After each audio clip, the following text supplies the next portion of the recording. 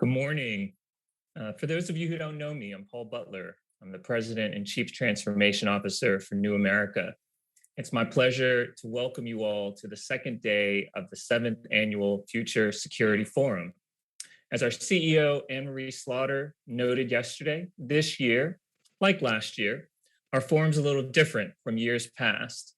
We're grateful to all of you who have joined us today as we stop to think about what the future of national security will look like in the midst of so many global crises. I wanted to start just by giving you a little bit of an overview of the forum. As some of you know, this forum is one of the pillars of New America's partnership with Arizona State University. So I wanted to first thank Michael Crow, the president of ASU, for his continued partnership and collaboration. I also wanted to thank Pardis Mahdavi, who you'll be meeting momentarily, who's the Dean of Social Sciences at ASU, and who will be providing remarks today on behalf of ASU. I also wanted to recognize the Future of War project led by Peter Bergen and Daniel Rothenberg, now in its 7th year. And thanks to all of ASU team members for their continued support of our Fellows program. I wanted to also give a huge thanks to our conference organizing partners this year, the Strategic Studies Institute of the Army War College, led by Dr. Carol Evans, and the Joint Special Operations University, led by President Colonel Ike Wilson, who's the New America ISP Fellow and a Professor of Practice at ASU. The Future Security Forum is a different kind of Washington, D.C. policy conference. The forum is a signature event of the Future Security Project. Over the past 6 years, we've had more than 1,500 attendees in person and around 20,000 live stream views. And last year, we had about 1,500 attendees on the online conference. We've always had current and former senior leaders from our armed forces as part of this partnership. We value their voices and are grateful that they recognize the platform our conference provides to share their views. We also see this conference as an opportunity to exemplify what we at New America see as a central part of our mission: to honestly confront the challenges caused by rapid technological and social change. So today, as day 2 of the forum, here's what we'll be talking about. Now that the US military has left, what happens next in Afghanistan? The future of COVID and the race to distribute vaccines. Terrorism 20 years from now. The future of climate security. US foreign policy in Latin America, and how Congress should shape the future of national security in the US. We're inviting everyone to participate in real time through our social media platforms. So please remember to use the hashtag Future Security Forum and to follow us on our social media accounts at New America ISP, at New America, and at future_of_war. I'm going to transition now and introduce you to Dr. Pardis Mahdavi, the Dean of Social Sciences at Arizona State University. Dean Mahdavi has focused her academic career on a range of critical and intersecting issues like diversity and inclusion, human trafficking, migration and sexuality, human rights, feminism, and public health. And her approach to higher education has been informed by her personal journey as an Iranian American woman growing up in the US, as well as her training as an anthropologist. Professor Mahdavi, Dean Mahdavi, thank you again and welcome. I'm passing it to you. Thank you so much, Paul, for such a warm and kind introduction. I am so grateful to you, your leadership, your vision, and we are all at ASU so grateful to the New America Foundation for this terrific partnership. I want to join you And on behalf of President Michael Crow and all of Arizona State University, I want to welcome everyone to day 2 of this exciting and important and incredibly timely conference. I'm very eager to hear the conversations as they continue to unfold throughout the day. I wanted to take a moment to reflect briefly on some of the current global security challenges that are facing us, many of which we will be unpacking today as we dive deeper in dialogue. Like many others, I have been reflecting, of course, on 9/11 and the 20th anniversary of 9/11. Paul and I were speaking earlier. We were both in New York City on that fateful day. And I think both of us have chilling memories of watching the towers fall. In the wake of the 20th anniversary of 9/11, many conversations have begun in the realm of international relations, international affairs, and security. People asking, where did we go wrong? Did we fail as a whole, given that we are now faced with a Taliban-occupied Afghanistan once again? And I guess my thoughts as I've been reflecting on this is that I don't think that it's a failure as a whole, but rather an opportunity to think about where did we go wrong? I think the failure may have come in the lack of interdisciplinarity. As we know, as ever, security challenges today cross borders, sectors, and a variety of actors are complicit. I'm reminded of Sun Tzu's quote from The Art of War, "Know your enemy like you know yourself." In this instance, did we actually know our enemy? Did we do the interdisciplinary work that we needed to do to better understand the wicked and most pressing challenges facing us, not only in Afghanistan, but throughout the region? What could we have done differently? And this is why I believe that at ASU, this partnership is so fruitful, because we are able to bring academic expertise and partner with a robust Washington, D.C. based think tank like New America to tackle these pressing and challenging problems. We need to be creative in our responses, and creativity requires collaboration. This is why I am so pleased with the innovative alliance between ASU and the New America Foundation, which links a major public research university with a Washington, D.C. based think tank as a way of breaking down silos, whether disciplinary, sector, or border silos, and creating new and vibrant conversations about security. Thank you again for being here today. Thank you to our colleagues at New America. Thank you to Peter Bergen and Daniel Rothenberg and everyone at the Center for the Future of War. And on behalf of all of Arizona State University, welcome.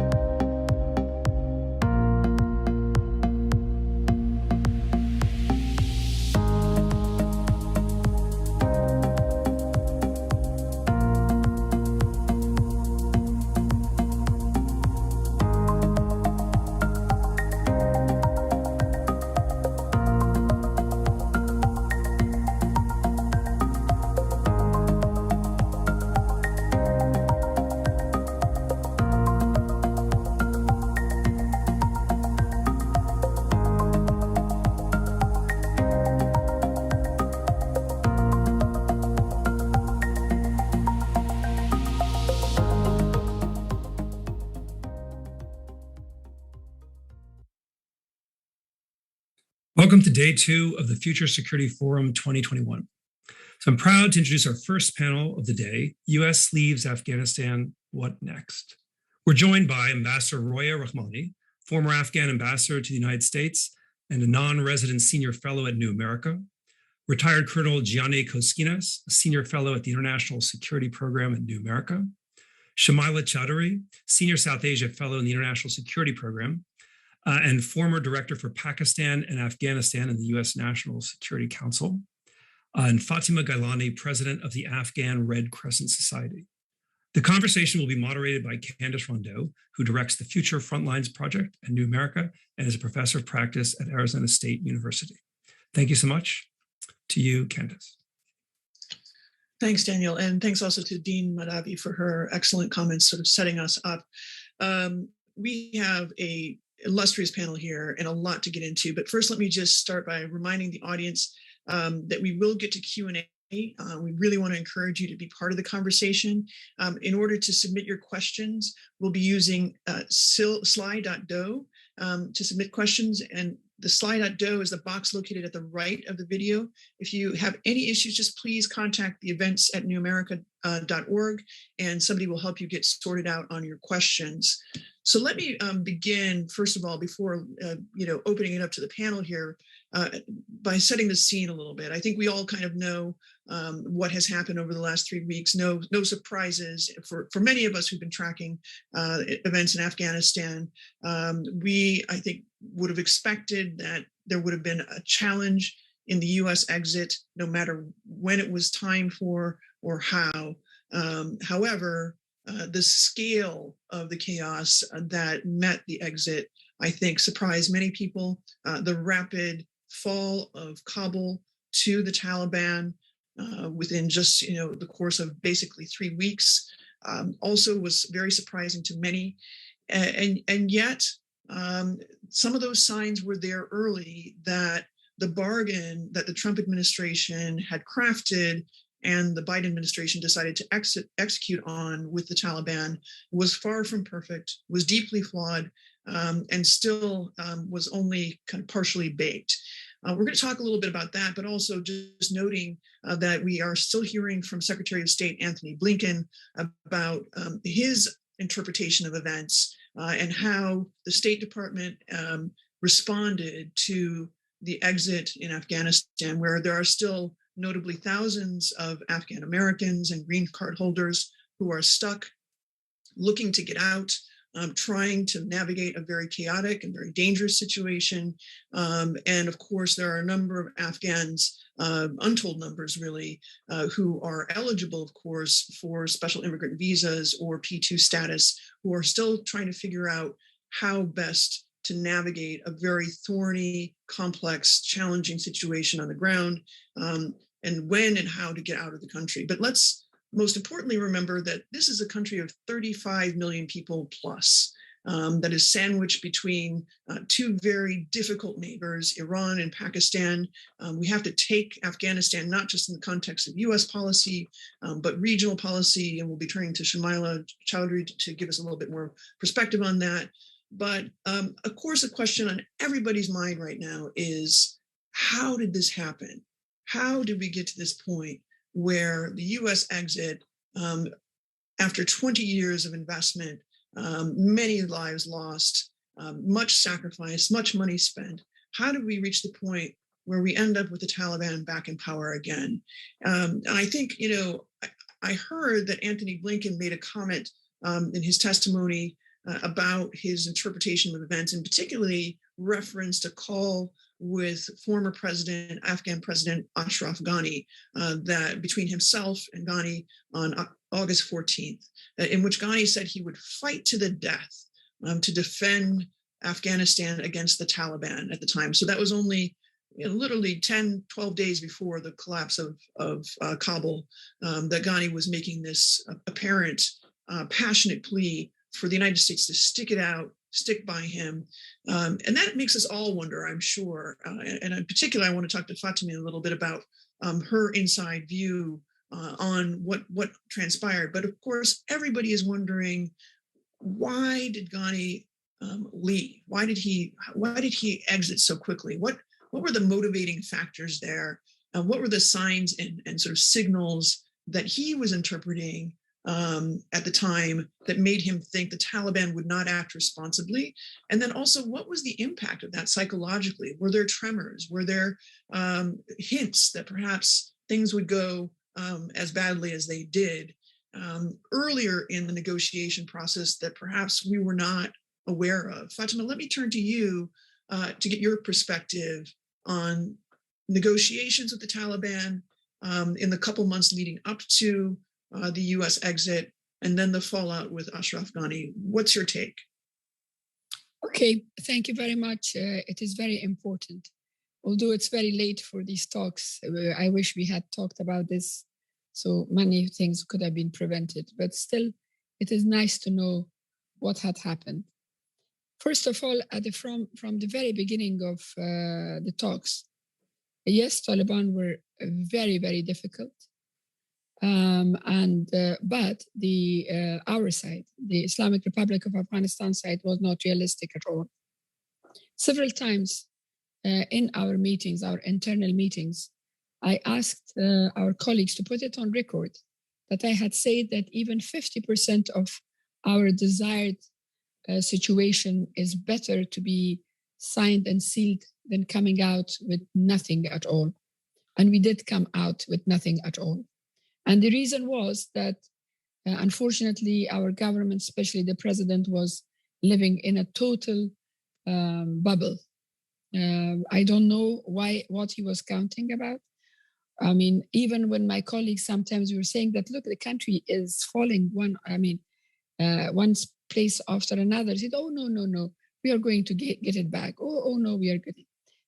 4 months we wasted that bad Trump will go, good Biden will come, and a miracle will happen, and everything will change. And that change never happened. I knew it is not happening. Again, I told them that I put it on the record that a president who won as a vice president was encouraging President Obama to get out of Afghanistan. Why wouldn't he get out when everything has started by President Trump? And why wouldn't he have a good excuse to just finish it? So it was a difficult situation. One side was in a total bubble, and the other side was Taliban, very stubborn, and they knew that they are going to gain terrains and eventually they will have it. And then the most important thing that I felt at that time, that the message which comes to us and the message which goes to Taliban from the American side is not really the same message. Because in the conversation that I could see that we are not in the same page at all. So all this made the negotiations very, very difficult. And I could see that from the Republic side, the feet were dragged and looking for excuses, mistrust on the Qatar involvement, the Qatar, mediation that I thought would have been very good if we, from day one, we did have a mediator. I've never seen ever in my life that you have such an important peace talks, let alone peace talks, even if you have an ordinary political negotiations, how could it go on without a mediator? And our president had decided that we should not have a mediator. But these are the things that the conversation didn't happen properly, and the mediation was not there, and the negotiation absolutely went badly. But then, at the very end, when we saw that everything is gone and the country is falling, one after another, provinces falling in the hand of Taliban, then two of our, especially one of our negotiators, they talked with the president face to face, and the president 2 months before the end said that yes, the time has come that he has to step down, and a peaceful transfer of power should happen. And this was happening. This was happening when we were working on the list. The last list came, the name of Mr. Mohib was on the list. And we told the president that President Mr. Mohib will never be accepted by the Taliban. But now we know all this was just act. All this was act, just killing times. The airplane was ready to go and fetch Dr. Abdullah, President Karzai, with a group of important, politicians to come here. So we will have the end. At least we have it in a regular, proper way. So the transfer of power will be regulated, not just in a chaotic situation. And we were just on this calling who's coming, who's not coming, the airplane, what time the airplane come. Then all of a sudden, oops, the president has run away. And this, in matter of hours, according to our two colleagues, the palace was empty. That story that people were at the door of the of the palace. These two people left the palace nearly 2 hours after the president. There was no one at the door. So much no one at the door that they got worried that the looters will enter the palace because there was nobody. So our colleagues and ex-President Karzai called the Taliban to come and take the security. So where were those people that the president were scared of and ran away? I believe that when ship is sinking and the captain will sink with it, not to put other people in panic and the lives. If they die together. And this didn't happen there. And the chaos that you see until now is because of that. The police disappeared, everything, and then it took a long time for the Taliban to enter Kabul because they were not familiar. Actually, our people were guiding them, go left, go right, and how to go there. So you're saying that ex-President Ghani told the foreign secretary that he will be fighting till last minute. He had also told some other important people that when it comes to a very difficult situation, some of his guards has the order to shoot him. So that brave guy, what happened that all of a sudden became so scared that went? I don't know. So this is going to be a question for the ages. Thank you for that. I want to drill down a little bit more before we turn to some other folks here, because you've really painted a very harrowing narrative in which as early as April, it sounds like, of this year, when President Biden made his very firm announcement, in fact, that the pullout would occur, that at minimum it would occur by September 11th. A very strong sign, couldn't be more strong than that. Ashraf Ghani was in a mindset where essentially he was thinking, new guy, new chapter, turning the page, rewriting the bargain, essentially rewriting the deal. But the deal hadn't even really been fully inked, as you're describing it. It sounds like there were a number of issues still on the table that needed to be resolved. There's a sort of 50% that you needed to get one way or the other. What were some of the sticking points that you think might have been movable before this kind of collapse? And while we were still at a point where it was still possible to talk to the Taliban and negotiate, what were some of the big obstacles that you saw? Well, first of all, I want to say that President Biden, it was not a new guy.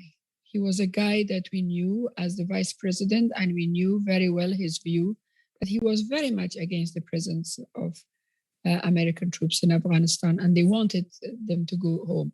Why we all of a sudden wanted, we created a new face, a new set of mind for him, I don't understand. Because all along, I had said it, that a person who wanted the American soldiers out as the vice president, what would stop him not to do it when he was the president? This is one thing. I think it was not just the president. Few people around him, they had no experience. They had no experience whatsoever running a country. They had no business to be in that important jobs. They were just few, I don't want to use the word cowboys, but I mean, but a few people that they enjoy that grandeur and being in control and just doing things, and they had no recognition of the people of Afghanistan. They were totally disconnected from the people of Afghanistan. While the Taliban very skillfully negotiating surrendering of provinces after provinces under their nose, and they were acting like they know everything. They didn't even feel it. So this is the job of the government. I have nothing. I'm not governmental. I was not governmental. I was neutral for a long, long time as the president of the Afghan Red Crescent Society, which I'm not now. I'm just in the board. But what did go wrong was that peace talk here was not taken seriously by ourselves. It was taken seriously by the international community. It was taken extremely seriously by the Qataris, but it was not taken seriously by our government. And I don't think it was taken seriously by the Taliban, because they knew that they are going to win. And the demands they had were the demands that was absolutely taboo for the Republic. But we, as the negotiators, we did send a message to the president a good 6 months before the end that we think that we should be flexible. We think that we cannot carry on without a mediator. We thought, yes, the mediation of the United Nations is very important, but even the mediation of Qatar will be good enough. Qatar will not put the name of such an important country in a stake and take this side or the other. So all these suspicions, suspicious acts and all that, if I had known, I wouldn't have lended my name to that process. I really did. But I want to say one positive sentence, that peace negotiation is not finished. Now Afghanistan needs inside the country to have the ownership of peace negotiations between all people of Afghanistan. And they should restart it there.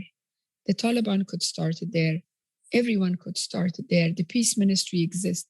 And I think it is extremely important that we should do it our way this time. 100%. I couldn't agree more that this is just the beginning of a new chapter in a very long conflict that has been ongoing for almost 50 years, unbroken. And there's still a lot left on the table to negotiate and navigate. Let me turn to Ambassador Rahmani, because I think you'll have some take on that issue, which is what is left to negotiate right now. And also kind of get your read on, just from a kind of foreign ministry point of view, kind of the impact of the Taliban's takeover on, the regional relationship, but also what the UN should do there from your point of view. Ambassador Rahmani. Greetings to all, and thank you for your questions. So what is left to negotiate? There is one thing for sure as a fact, that whoever and whenever tried to rule Afghanistan by imposing their views, by being exclusive, by forcing people one way or another, have never succeeded. The result is this unwinding conflict that people have been bearing the brunt of.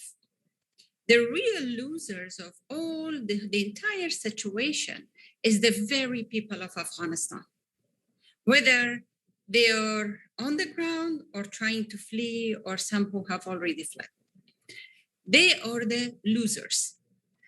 And the rest have been hedging and will continue to hedge in order to ensure their national interest one way or another.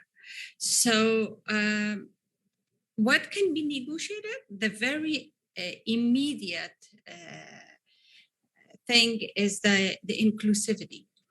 If Afghanistan's new government does not recognize that, it will not succeed. Like every other government, there would be resistance, there would be conflict, there would be insurgencies, one way or another. This place is geographically conducive to continuation of such issue and problem. Unfortunately, the presentation of at least the interim government that they have announced does not indicate that we are going to that direction.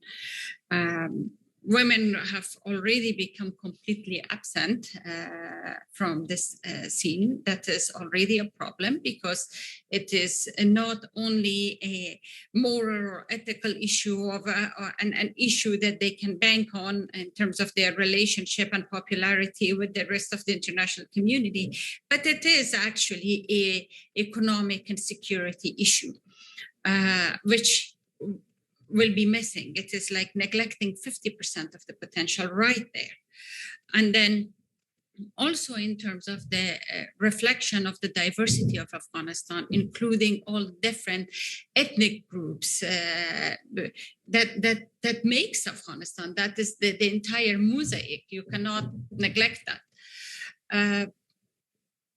Then from a regional perspective and the United Nations potential for intervention, what I would say is that the region, from what I assess, is taking two modes. One, starting to hedge and invest their resources in terms of having a good relationship with the Taliban for their own sake, but at the same time looking at what are the other options. And then the rest of the regional countries who have been less directly involved, they have adapted, at this point at least, the wait and see strategy. And that basically, that wait and see is about how the Taliban are going to conduct themselves, who is going to recognize them first, and whose steps they are going to follow. Can the UN help? The UN could have played a different role all along. And even at this point, there is a number of different possibilities. But whether we are talking about UN or international community or any groupings, what is required is really bold steps, commitment, patience, perseverance, and care, and wanting for Afghanistan to become peaceful. The question is, does that exist? This is the question. And it's a question that, has been asked and never fully answered, unfortunately. Let me turn now to Shamila a little bit to give some additional perspective. Shamila, you have been, working on this challenge for a long time. We've known each other a really long time. You've worked in the US government, most importantly, the NSC, at a time when the conversation about negotiating with the Taliban was just beginning. Give me a sense, first of all, when you kind of sit from that vantage point at the NSC, what is missing from the picture in terms of interpreting the regional politics? How should we understand now Pakistan's relationship with the Taliban and then its influence over the regional dynamics?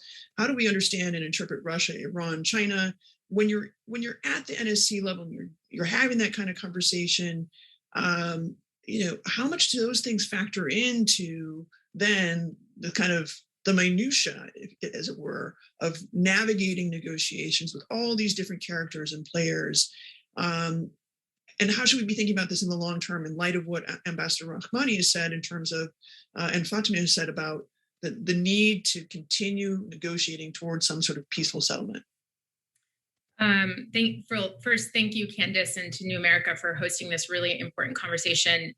It's really important for me to be in this group with many people who I admire, and I've followed your work, and your insights are so valuable. And so I'll speak from this U.S. government angle, which I think I would like us to just take a step back and not think of it as just the Biden administration or the Obama administration or Bush.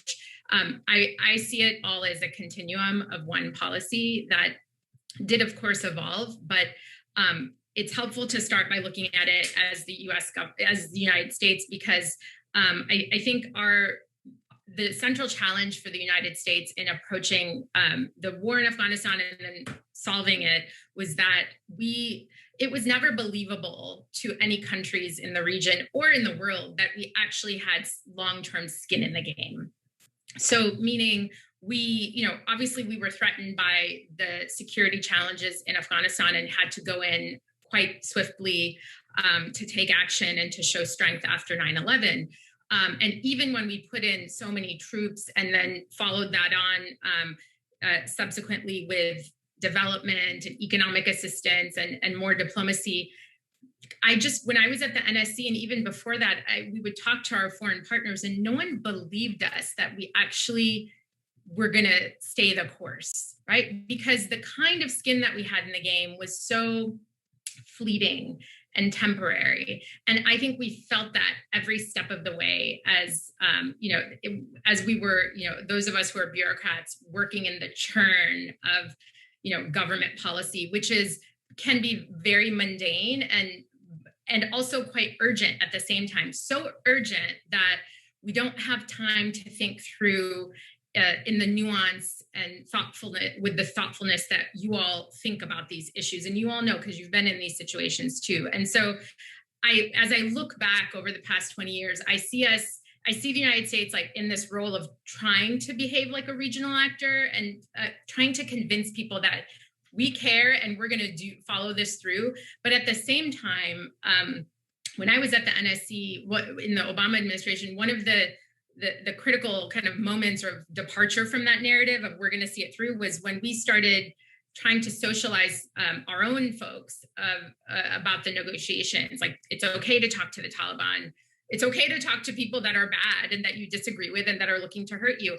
I have to say that was one of the most difficult policy situations that I'd ever experienced. Like, just in my short 2-decade career, it was astounding at the kind of the divisions in the U.S. system, and I think some of that was just because of this confusion of what kind of skin do we actually have in the game? Like, do we care about women's rights and human rights?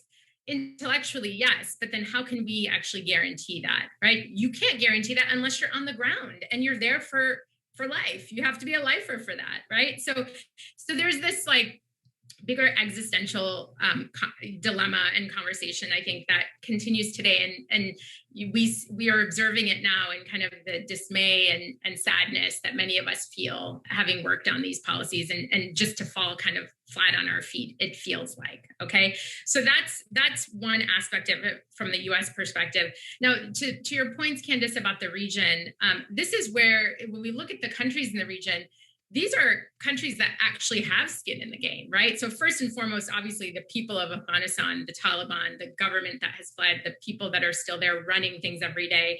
I mean, those are the ones that have real skin in the game. And I'm thinking of, in terms of the regional actors, I'm thinking of Pakistan, China, and there's Russia, and there's Iran, okay? And then Pakistan's always the elephant in the room. It's, what we see happening in Afghanistan today is partially the result of decades-long Pakistan policy, working with the Taliban, nurturing it, providing it safe haven. Pakistan's not the only kind of facilitator of the Taliban's, sustainability in this war, but it has played a significant role. And if it's looking at the situation today in terms of any wins, I would say that Pakistan is probably like very pleased that there isn't a pro-India or an India-friendly government in Afghanistan right now. That's obvious given their heavy focus on India and their national security policy. They do have some leverage over the Taliban in terms of, should the Taliban become a legitimate, recognized government, there are important routes to the sea for trade and economic, engagement that are important for the Taliban. There's also a lot of illicit trade and back and forth on that border, which is important to both sides. So that will kind of factor into how the relationship becomes stronger. And then the Taliban, a lot of the Taliban's money is tied up in real estate in Pakistan and just things that they own. And so this is not something that's been reported widely. So there are these like linkages, I think, that sustain some leverage, which Pakistan might think it can take advantage of. Now, any of those wins, I think, are like they pale in comparison to the risks, in fact, because the Taliban is very close with the Pakistani Taliban, which is anti-state, and even the fighters that were released by the Trump administration, like a lot of them are anti-Pakistan. So there's a concern that there's going to be this revivalism amongst the Islamists in Pakistan who are against the state. And so the fear of Islamist rebellion is very much on the minds of the Pakistanis, which is so ironic, right? Because this has been a factor of state policy for decades that they've been fomenting this, and now and we keep saying, oh, it's coming back to bite them, but this is, I think, very different, and it's a bigger cause for concern because the U.S. doesn't have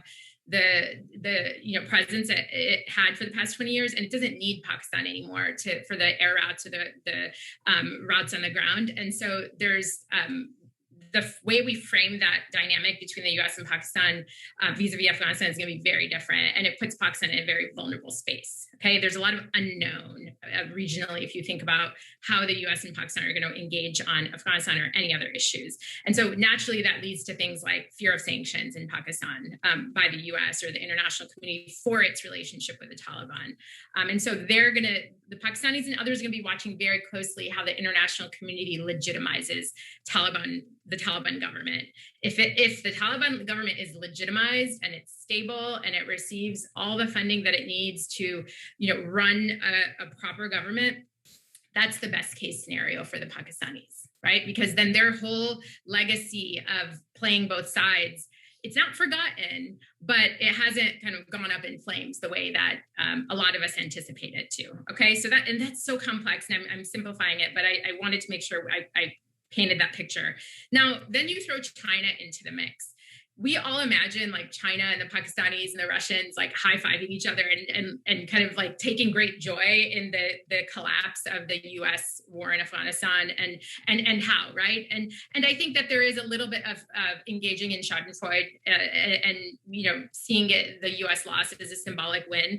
But again, I think it stops there because the Pakistanis or the Chinese, like the Pakistanis, are very concerned about spillover into their territory of, again, Islamist rebellion, right? And the influence of the Taliban and their defeat of the US. This is the complete defeat of the United States by an Islamic insurgency in Afghanistan. Can you imagine how that inspires all of these other groups that China and Russia and Pakistan and others have to contend with for just to strengthen their sovereignty? So I think there's a lot there that the Chinese aren't stating out loud, obviously. And that's why we see them, as Ambassador Romani mentioned, like these states are going straight to the Taliban to protect their interests. And so the Chinese very much fall into that.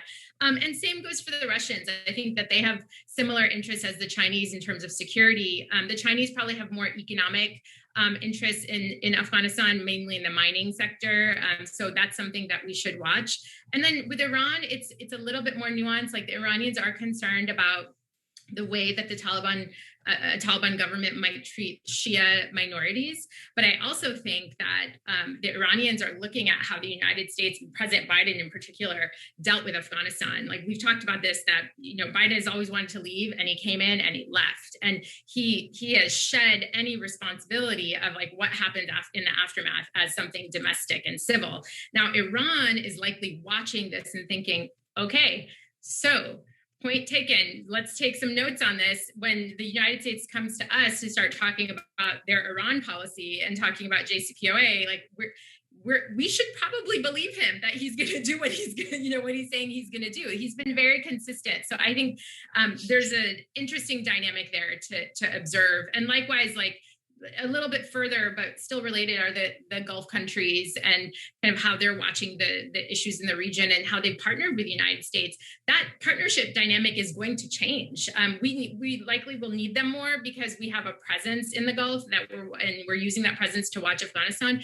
But at the same time, we're going to be pushing the responsibility to them more because we really don't.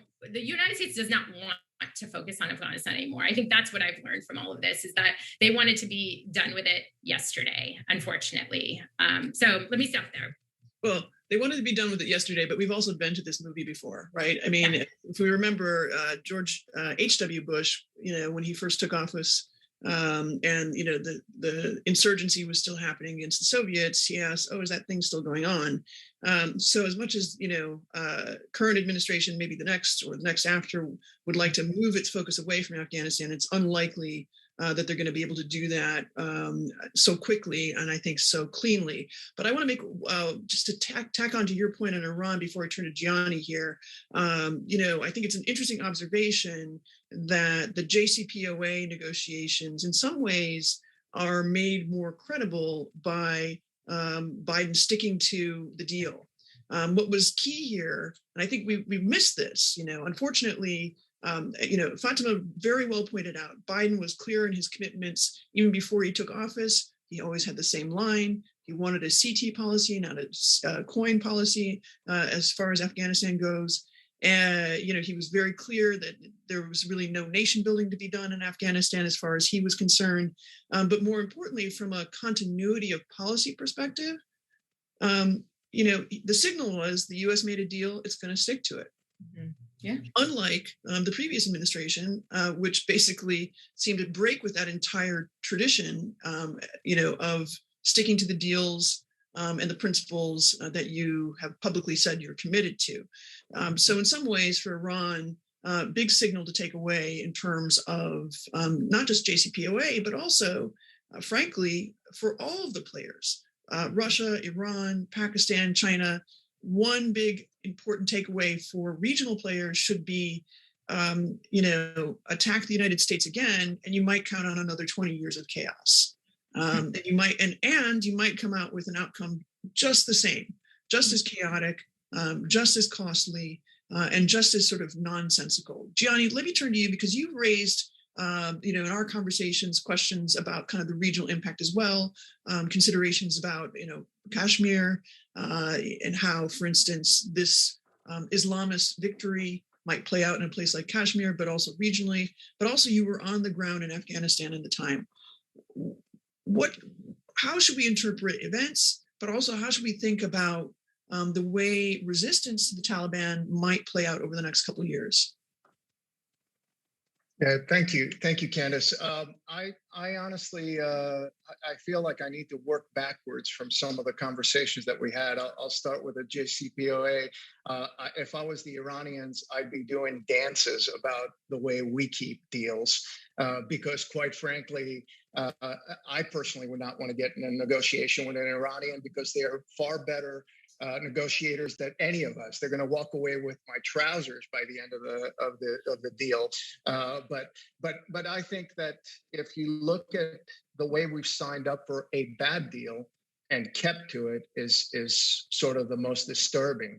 I think one of the biggest takeaways, even from this conversation, and Fatima mentioned something that I think is incredibly important to highlight.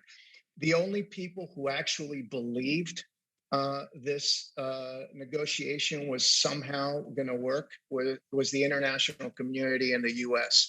No Afghan I talked to, although I believe Fatima and her colleagues were there with the best intentions and trying to work something out, I don't think that anybody I ever talked to had any high aspirations about this ever working out. In fact, if you look at it with what Shamila mentioned in the continuity of our engagement, rather than one president at a time, you'll see a continuity of good ideas, experimental plans, silver bullets, things that are going to get us out of whatever mess we're in short term, and somehow it's all going to work out.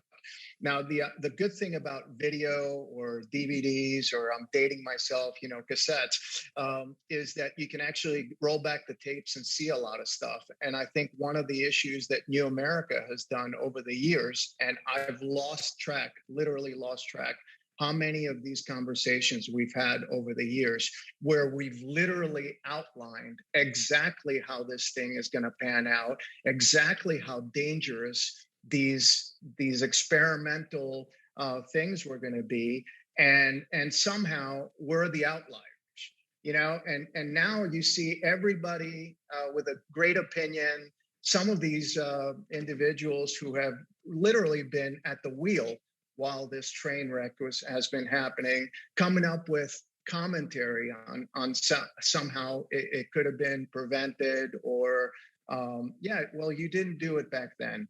And I find it disturbing, absolutely disturbing, and quite frankly, intellectually numbing, that we would say something to the effect of nobody could see this thing coming. Like we didn't actually pay attention to the 1990s and how this thing came apart. Like we didn't see how Najibullah gave up and within a month, Kabul fell. We didn't look at how the Taliban actually entered Kabul in 1996. You know, all these things, I mean, it's impossible. And then on top of it, if you look at what President Ghani was doing and his advisors, I think Fatima is being very generous and in her commentary, and I'm sure Ambassador as well, but I won't be as kind. You know, a lot of the people that were around him were shifting the decks of the Titanic, you know, shifting the chairs on the Titanic right until the end and making it actually incredibly difficult to fight the last few provinces on the way to Kabul. And also, when you assign so many governors that have no business being governors to begin with, and then assign them to some of the most important provinces, when you see them abandon their post and only make deals that get their families out, forget anybody else, I think that that's how something falls apart. And if you can't see that, then I question our integrity of the system that doesn't tell, you know, our senior leaders this is happening, because, you know, it's easy to see. It's not as difficult. So fast forward to today and where we are, I think that if you look at what, again, we've talked about over the years, and if you look at what has happened, I'm not convinced that the killing is done. I'm not convinced that the merciless policies of the Taliban are going to get any more moderate. I'm not convinced that there's no risk that there's going to be intra-Taliban fighting between different factions. And certainly the genocide and cleansing that's going on in different parts of Kabul, Panjshir, and other provinces is not being documented, quite frankly, because we even took out the journalists, you know, in the first bunch of airplanes, as far as I'm concerned. There's some brave people reporting right now. Thank God for the people with their phones, and thank God for every brave Afghan that pulls out a phone and records the atrocities. But honestly, I find it disturbing. And then the last thing, to answer your question, again, backwards, because I don't want to take up too much time, is look, the Taliban came to power in 1996. Yes, there were some Arabs and different groups that were there in 1996, but most of the terrorist enterprise and Al Qaeda Inc. moved in afterwards. We don't have to wait long until those terrorists take action. They're right in Afghanistan. They're taking part in the fight in Panjshir. And quite frankly, they are going to take their action and their act to other countries and export it. And we're going to be staring at this problem set for a long time. So whether it's Kashmir, whether it's, you know, friends of mine have been telling me, you know, some of the special forces, the Taliban special forces, are not, they don't actually speak Pashto, Dari. They speak Urdu to each other. Or even with some North Waziristan accents and dialects. So, you know, there's a lot of people in Kabul right now that and in the provinces that are not Afghan, and this is very disturbing, honestly. Totally disturbing. And I think some really important points here. I also just want to remind the audience that, you know, we're going to take some Q&A here. So if you've got questions that you're thinking about, if this is provoking thoughts, please get them in there on the right-hand side of the video. There's a little box where you can answer your questions. We're not quite there yet. We're going to kind of, I think, with so much to unpack here. But Johnny, you pointed out two things that I think are critical to understand. First of all, let me give a shout out to some of the reporters out there who are just doing amazing work. Obviously, critically, Lise Doucette, a legend out there, still on the front line. So many Afghan reporters with Tolo, with Pajwak News, who are really out there doing the brave work of trying to document what's going on in the country at a time when there is actually a lot of violence and a lot of fear. Especially Panjshir. We have not really kind of unpacked the Panjshir piece.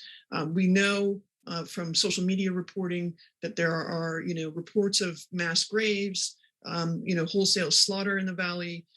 Still no verification. If there's one need out there right now, I think it is for, some sort of ability for Afghan journalists, if they speak Pashto, Dari, or otherwise, to be able to document, use social media, use what's out there to document what's happening, because clearly the violence and the killing has only just begun.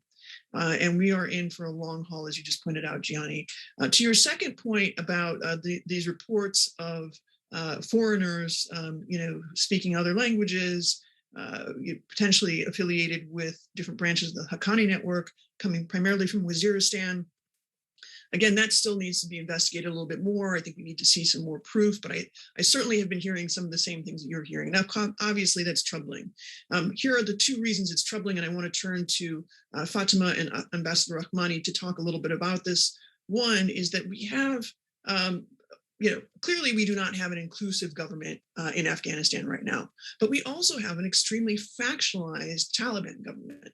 I may be wrong in perceiving this. I'd like to get your perspective on sort of the Haqqani network versus the old guard and versus the rank and file, how we should interpret these kind of emerging rumors of splits and factionalism within, and how that might play out for the regime going forward, let's say over the next 6 months to a year. Fatima, what do you think about some of these challenges in terms of the Taliban itself and factionalism within? Quite frankly, it is very difficult to talk when you're outside the country. You see things, controversial things from every side, and it is very difficult to see. I'm always an optimistic. I was called a crazy woman who thought the Soviets will get out of Afghanistan. People have been in this game for 2 decades. I have been in this game for 4 decades. Exactly 43 years ago, I was in the politics of jihad and then mujahideen and then till today. When Taliban took Afghanistan after a very bad mujahideens interfighting and Afghanistan in a chaos, was a different country. Anything would look good in a few days, everything. Afghanistan is not that Afghanistan anymore. This is Afghanistan of all Afghans, all ethnicity, all gender, men and women. And this is an Afghanistan that we learned in spite of bad governance and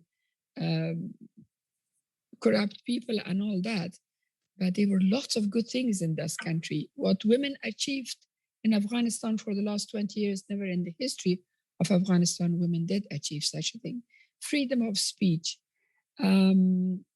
involvement of everyone, equality of all ethnic groups and all that.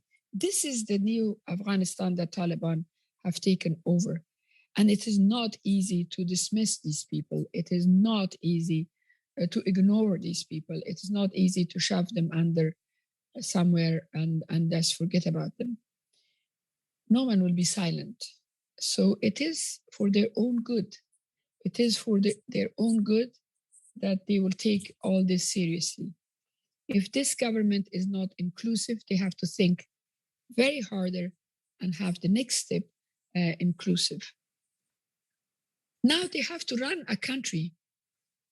They have to feed people. They have to give salaries. And they already have a problem. They will understand that it is not an easy thing to run a country. Taking a country is much easier than running a country. My hope is that they will open their eyes and they will be more realistic and start being inclusive. Very close to what we were trying to achieve, that the 50% that I was talking about, that we wanted to get 100% of what we wanted, and the Taliban wanted to get 100% of their desire. But I always believe that this 50% or 40%, that as long as it's inclusive, it should be good enough for us. I think we have to come to that. We simply have to help Afghanistan, people of Afghanistan, to come to an understanding that this country, this nation cannot afford another war. They cannot afford a civil war. I mean, enough is enough. 43 years is absolutely enough. We woke up every day with a new idol created for us by the foreigners. I remember during the jihad time, the guru was Mr. Hikmatyar. No one was allowed to talk against it. Your country, if you talked about Hikmatyar, you were labeled Gucci Mooj, as we were, or I mean, everything, everybody was labeled, no, this is good, this is good. Then someone else's turn came, then that other person is good. Then Taliban were good, and everyone had to get rid of the Mujahideen. Then the same Mujahideen were brought back to get rid of Taliban. We are confused. We really need all of you, the whole region especially, but the whole world, the international community, to help us to find our own path, and we have to find a way to negotiate ourselves. The country cannot go on like that. It simply cannot. The role of the region is extremely important.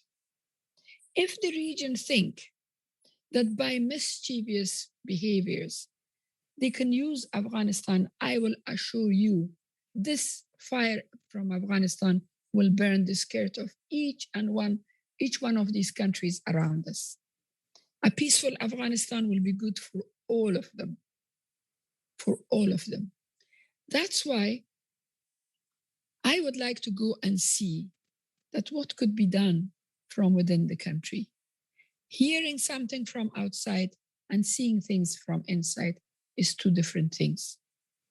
Totally different things. I believe very much in social media. I believe that everyone has a camera in their pocket and they will inform the pocket. Most of the time, I'm grateful for that. But sometimes it becomes confusing. So we have to see what is happening in the field. So I see Shmaila, sorry, I apologize. I want to just, because I see Shmaila nodding her head a little bit, and I also see Ambassador Rahmani. I don't want to interrupt, but I want to give them a chance, because you hit on a lot of points, Fatima, that are really important, which is there have been idols in the past, right? And, the risk here is that there will be idols again.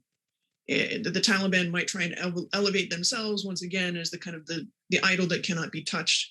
And yet an outsider will create idols for us too. That's right. And also an outsider will come and create another idol. And will say that this is new idol. Follow this person. Exactly. This should not happen. Yeah. No, in fact, that leaves open this very important question, which for me, I'm really struggling with.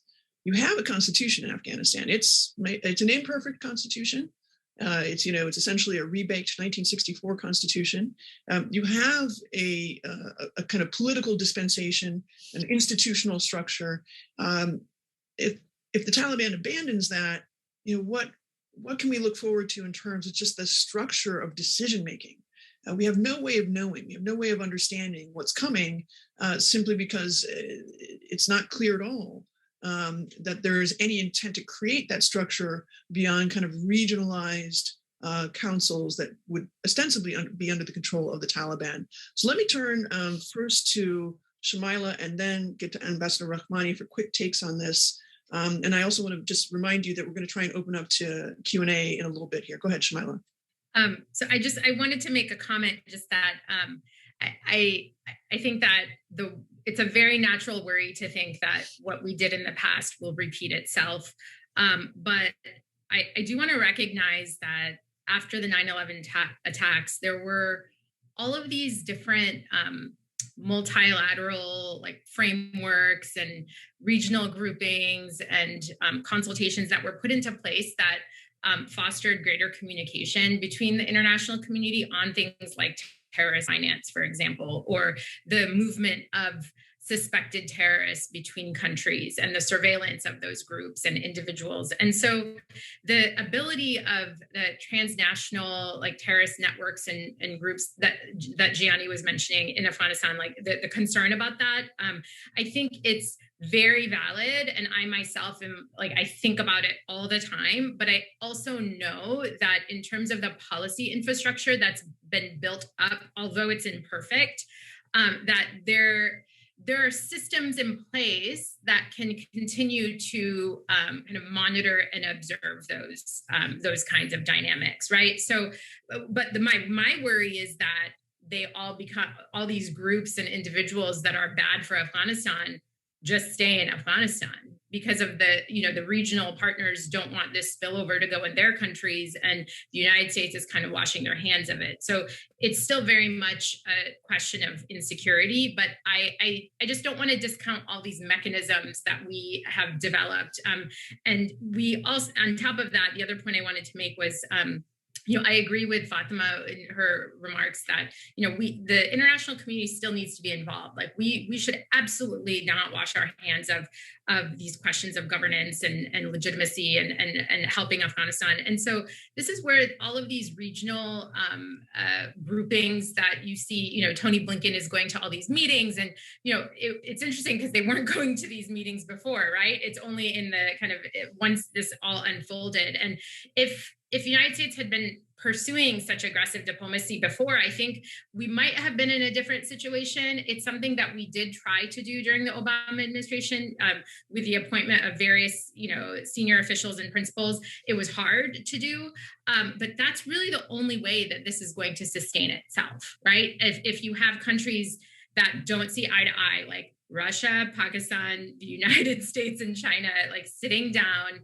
and having very uncomfortable conversations and then bringing others into the fold as well, right? And right now, I think the uncertainty that was making me uncomfortable is there's not one dialogue that I can point to say, hey, that's the one, and they're all talking about it there. We're not there yet, right? But I would hope that after 2 decades of funding counterterrorism and military hardware capabilities and surveillance, that we would actually start putting our efforts and focus into diplomacy and all the good things that come with diplomacy when you really focus on it, like, humanitarian assistance and economic assistance, all of that. So again, thinking in the future. Let me stop there. Yeah, well, listen, very good point on diplomacy. I'm going to turn to our chief diplomat here in a second, but let me just tell the audience, we were scheduled to close out at 1:45, but this conversation is too important. It's too rich. So we're going to try and extend a little bit. If you have questions, I just remind you once again, comments, please drop them in the right-hand side of the box here. And we will get to those very shortly before I turn to Ambassador Rahmani. So we're going to extend a little bit, try and go to about 2:00 so we can keep the conversation going, because I think, as Gianni very well pointed out, the people on this panel, and I think New America writ large, all the different fellows who worked and reported on the region in Afghanistan and Pakistan, I think we've been saying, we've been kind of shouting into the wind for the better part of 2 decades that we need a different approach to Afghanistan generally and to the region writ large. And I'm hopeful that now with the kind of the din of, the Coinistas and, the naysayers now kind of starting to be a little bit quieter, our voices will start to reach the right ears. And on your point on diplomacy, Shamila, couldn't agree more. I don't know where Zal Khalilzad was. Maybe he was just overtaxed. Maybe we needed 2 envoys. I don't really know. But it seems like one of the bigger failures was the lack of robust engagement with regional players in a very visible way, also that would send a signal about the U.S. seriousness to move beyond just a Taliban dispensation. Ambassador Rahmani, your thoughts on that? There is a few different segments to it. Let me start first with the one in terms of the negotiations.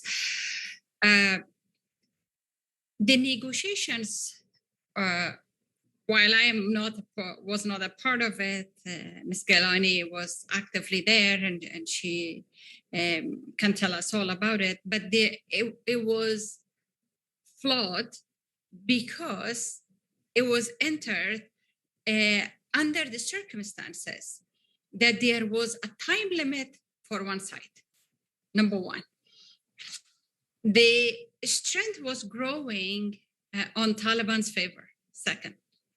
The third one, it was continuously a shifting balance in favor of Taliban. So that was not a very realistic negotiations. Whoever conducted that, given that, as Ms. Gilani explained before, there was this dragging strategy that was adopted by the Afghan government. The Taliban did their part. In the middle of it, what we lost was getting to a solution. We did not get to a solution because both sides were dragging. They both felt that they had some advantage in that. And who lost? The people of Afghanistan. So now moving forward, and with the United States diplomacy, while I agree with much that Shmaila was sharing with us, I would also like to play the other side and say that while we did not succeed with your troops there, with the attention there, with the funding there, how we could possibly do it without them? Not even having the journalists there to report. So, like it was said before, it seems to me, and Shmaila said it too, that it seems like the United States at this point says, okay, I'm washing my hands off, let the others deal with this. And the issue continues as following. When the war was continuing, or the conflict was continuing for the past 20 years in Afghanistan, we all knew where the roots were and how it could have had a game-changing impact, denying Taliban the sanctuary they had in Pakistan. That could have had a game-changing impact. Now it would be another shift, meaning Afghanistan probably would become this source and hub for the groups to return and be trained and establish themselves and be financed and whatnot. And then the symptoms of it would be treated wherever else that they are going to spread from Afghanistan too. So I am not completely discounting the importance and the power of diplomacy, but what was already said here in terms of new approaches, courageous steps, bold decisions need to be taken if we really want a different outcome. One of the things that I have been repeating, at least over the past couple of months, that if we are trying the same strategy that has already failed, trying it one more time is not going to make it succeed. So I would leave it at that. A lot to unpack there. I mean, Ambassador Rahmani, you make a really important point about the safe haven in Pakistan. The challenge, I think, and I think, Gianni, I'm going to turn to you for some perspective on this, since, of course, the terrain very well. But the challenge, of course, for the United States always was, it was a tough neighborhood, and it was always the ugly kid in the classroom. Essentially, there were very few actors in the region that didn't welcome the opportunity to beat up on the United States and its NATO allies over the last 20 years, not just out of schadenfreude, literally by, supporting safe havens for Al-Qaeda and for the Taliban, and of course, kind of fueling this discord even within the coalition itself, right? So, and I just want to also point out, we have not once, only glancingly mentioned India here. We keep talking about Russia and China and Iran as the as the kids on the block who have to be helpful in making the decisions. I mean, I think we kind of know that Turkmenistan, Uzbekistan, Kyrgyzstan are kind of side players in this show that are mostly directed by Russia. But it's interesting to me that after all these years, we're not talking about India as an influencing factor, although it still could be given its positioning with China. But let me start asking some of these questions that are coming to us from the audience and turn to you, Gianni. One, for some comments on what we've just heard from Ambassador Rahmani and Fatima, but also lots of questions here about the future of over-the-horizon counterterrorism. And I think you're probably pretty well positioned to answer that. Is that realistic? I mean, what are the prospects for the success of over-the-horizon counterterrorism operations from your point of view? Yeah, I mean, first of all, Ambassador Rahmani was exactly right in highlighting that with all the resources on the planet effectively focused on Afghanistan, let's admit that the first 8-9 years of it was not exactly well focused. In fact, we went from famine to feast, in essence, putting 100,000+ troops, after we do nothing with Afghanistan for 6 years. I mean, this is incredible. You can't even comprehend the waste. I keep using the term, we tend to overspend and underthink Afghanistan, and it's unfortunately, true. But when it comes to the diplomacy, honestly, I don't want to be the naysayer here, but I don't feel very comfortable with the fact that we're using hope as a strategy.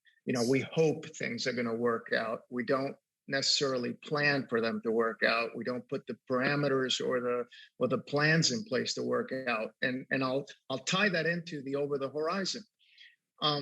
Look, the military didn't train me for a lot of things, but they spent a hell of a lot of money to put me through schools to be a strategist. And strategy is kind of working different means that you have available with a plan to kind of come to a conclusion that you want, but you work backwards from the objective. So if you want to have an over-the-horizon capability, you'd want to have bases in the area. You want to be able to have the ability to conduct both reconnaissance, surveillance, the intelligence that you need, which a lot of it has to be on the ground. And you need to have the ability to conduct operations in this. However we did this, right now we don't have any bases in the area. Our closest base is, in Qatar. For UAVs to fly there, have to fly, 7-8 hours, and then have a few hours on station, and then fly back. If we saw the strike at the airport just prior to the August, the end of our commitment there and evacuation, I think at a minimum that, although an investigation is going on, and I'm sure some things are going to come out, the New York Times and Washington Post and a bunch of others have pointed out that, you can't quite see exactly what you need to see from just above. So having the presence on the ground is important. We sort of have torched that right now. Having a base like Bagram Airfield in the region and being able to monitor activity, we gave up the greatest treasure, the greatest gem of U.S. national security, and giving up Afghanistan, as far as I'm concerned, in Central Asia. That is a strategic problem that we're going to have to live with for decades. And over the horizon, again, to just, for people that are well-versed in military affairs, I don't think that it's going to come as a surprise, but you can have different intelligence mechanisms, but if you don't have a ground perspective, is like, basically operating in a two-dimensional sphere with not the ability to see what's going on and understand what's happening. You may think something is happening. You may think this is a group of people that are military-age males, but unless you have somebody on the ground that can tell you, actually, they just came from from an NGO and they're carrying water. They're not carrying, explosives. You may actually come up with a wrong solution. So again, all that stuff is going to come out, but it certainly doesn't bode well for any over-the-horizon capability that we have built. All very good points. And I just want to remind folks, we only have about 8 minutes left, unfortunately, and we could go on for hours. Clearly, we're going to have to start our own show. It's going to be sort of the what if show for Afghanistan. So let me just pick up on something you said and then also turn to some more of these audience questions. Clearly, we have an intelligence failure problem when it comes to Afghanistan if we're relying on the kind of interpersonal relationship between Anthony Blinken and Ashraf Ghani to determine whether or not we have confidence in the Afghan government's staying power. Clearly, we have a problem when we're not reading signals like the lack of a mediator on the Afghan government side as a sure sign that there is something wrong with the mechanics of the orchestration of our exit. And to your point, Gianni, whatever the outcome of this investigation into that strike in Kabul, clearly there are indications that something went wrong there. And another sign that over the horizon might be a bit of an overblown fantasy that we'll have to question and challenge now for the next decade or so. Let me, there's so many questions here. Let me try and get to at least a couple of them and wrap them up together. So from our colleague Mia Bloom, she has kind of two questions that I think are interesting and somewhat interrelated. One, we want to talk a little bit about the role of corruption, but she asks a very provocative question that I think is not asked enough.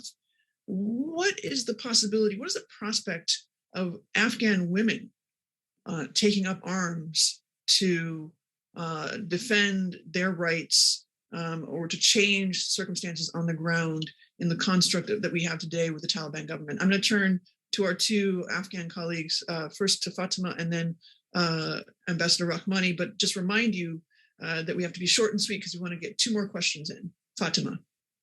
Well, I have always been in the humanitarian field. For me, it's very difficult to encourage anyone to take arms. I'm all for having Afghanistan back to peace. And I think the other question, the corruption was the mother of all the evils which happened in Afghanistan. And unfortunately, especially the US, but most countries closed their eyes when it happened at the beginning. If they hadn't closed their eyes, most of things would have changed, would have been different today. Definitely, if we had not been having $10,000 top-ups a month for certain ministers for years, we might. That's nothing. That's nothing. That's a drop. That's nothing. I'm talking about single sourced friends to give contracts of millions of dollars. These, yes, one of the ministers I saw that had a salary of I don't know how many thousands. I nearly had a heart attack because I, as the president of the Afghan Red Crescent Society, worked as a volunteer for 13 years. So for me, it was a shock. But that was nothing. I'm talking about contracts which were given to friends. That was the American money. It was the foreign money.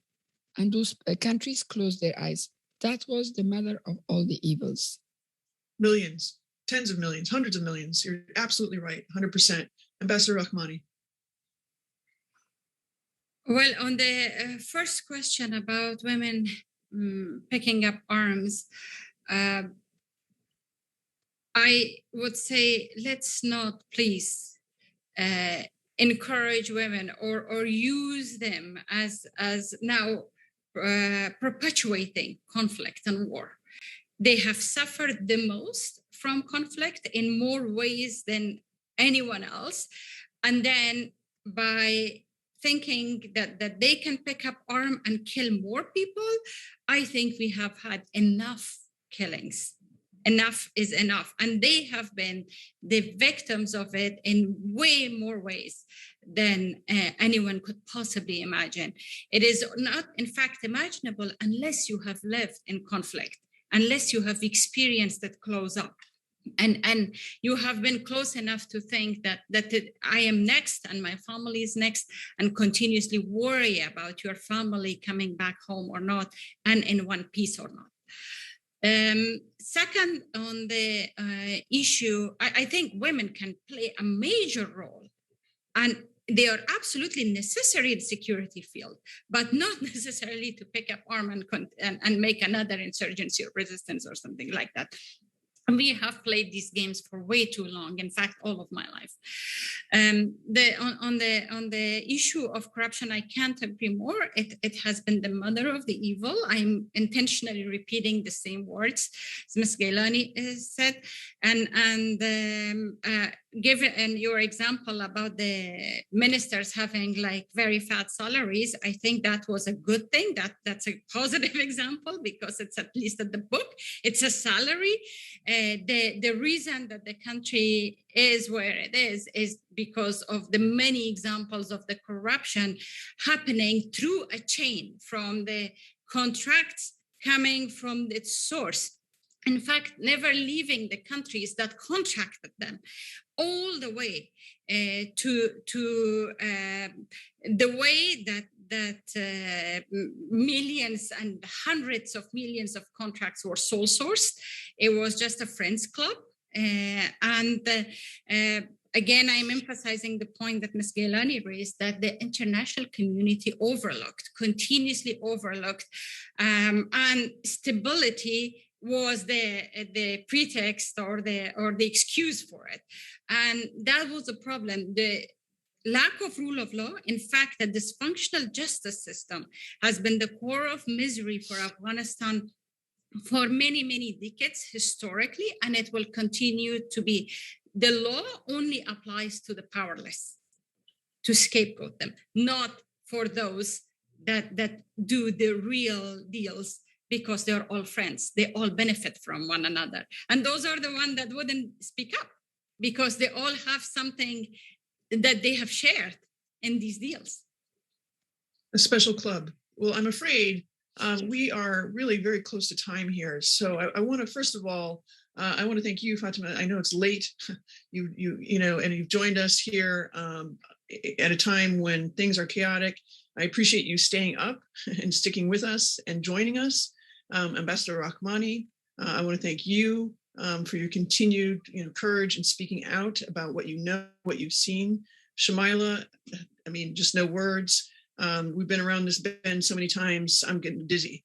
And you too, Gianni. I think we're at a point now where, as much as the United States would like to wipe the slate clean, forget about its focus on Afghanistan over the last 20 years, I have a feeling we'll be back here at the What Next for Afghanistan show in no time flat. And unfortunately, that is the legacy that the United States leaves behind. But there's also another legacy here, which is the bonds between us all that bring us together to reach across borders and all of our differences and all the losses of lives. These bonds are unbreakable, and I'm glad to know you and to keep this conversation going and hope for the best and pray for peace in Afghanistan. With that, I'm going to take it over to Peter Bergen, who's going to join us in just a few seconds here and let us know what's next. Thank you, everybody, for that very, very insightful and interesting and timely panel, and particularly Mrs. Gailani for staying up late in Doha, and to Candace for such a great leadership of this discussion. Yanni's also in Iraq, so he was up late. Thank you, Ambassador Rahmani, and thank you, Shamaila. Unfortunately, as Candace said, I'm sure this will not be the last time we'll be discussing this. We're going to move to our next discussion, which is about COVID. And that is a discussion between Dr. Liana Wen, the former health commissioner for the city of Baltimore. She's also a medical analyst at CNN, the author of Lifelines, A Doctor's Journey in the Fight for Public Health. And this conversation will be moderated by Emily Schneider, who's the co-editor of the New America ASU Coronavirus Daily Brief. So over to that discussion.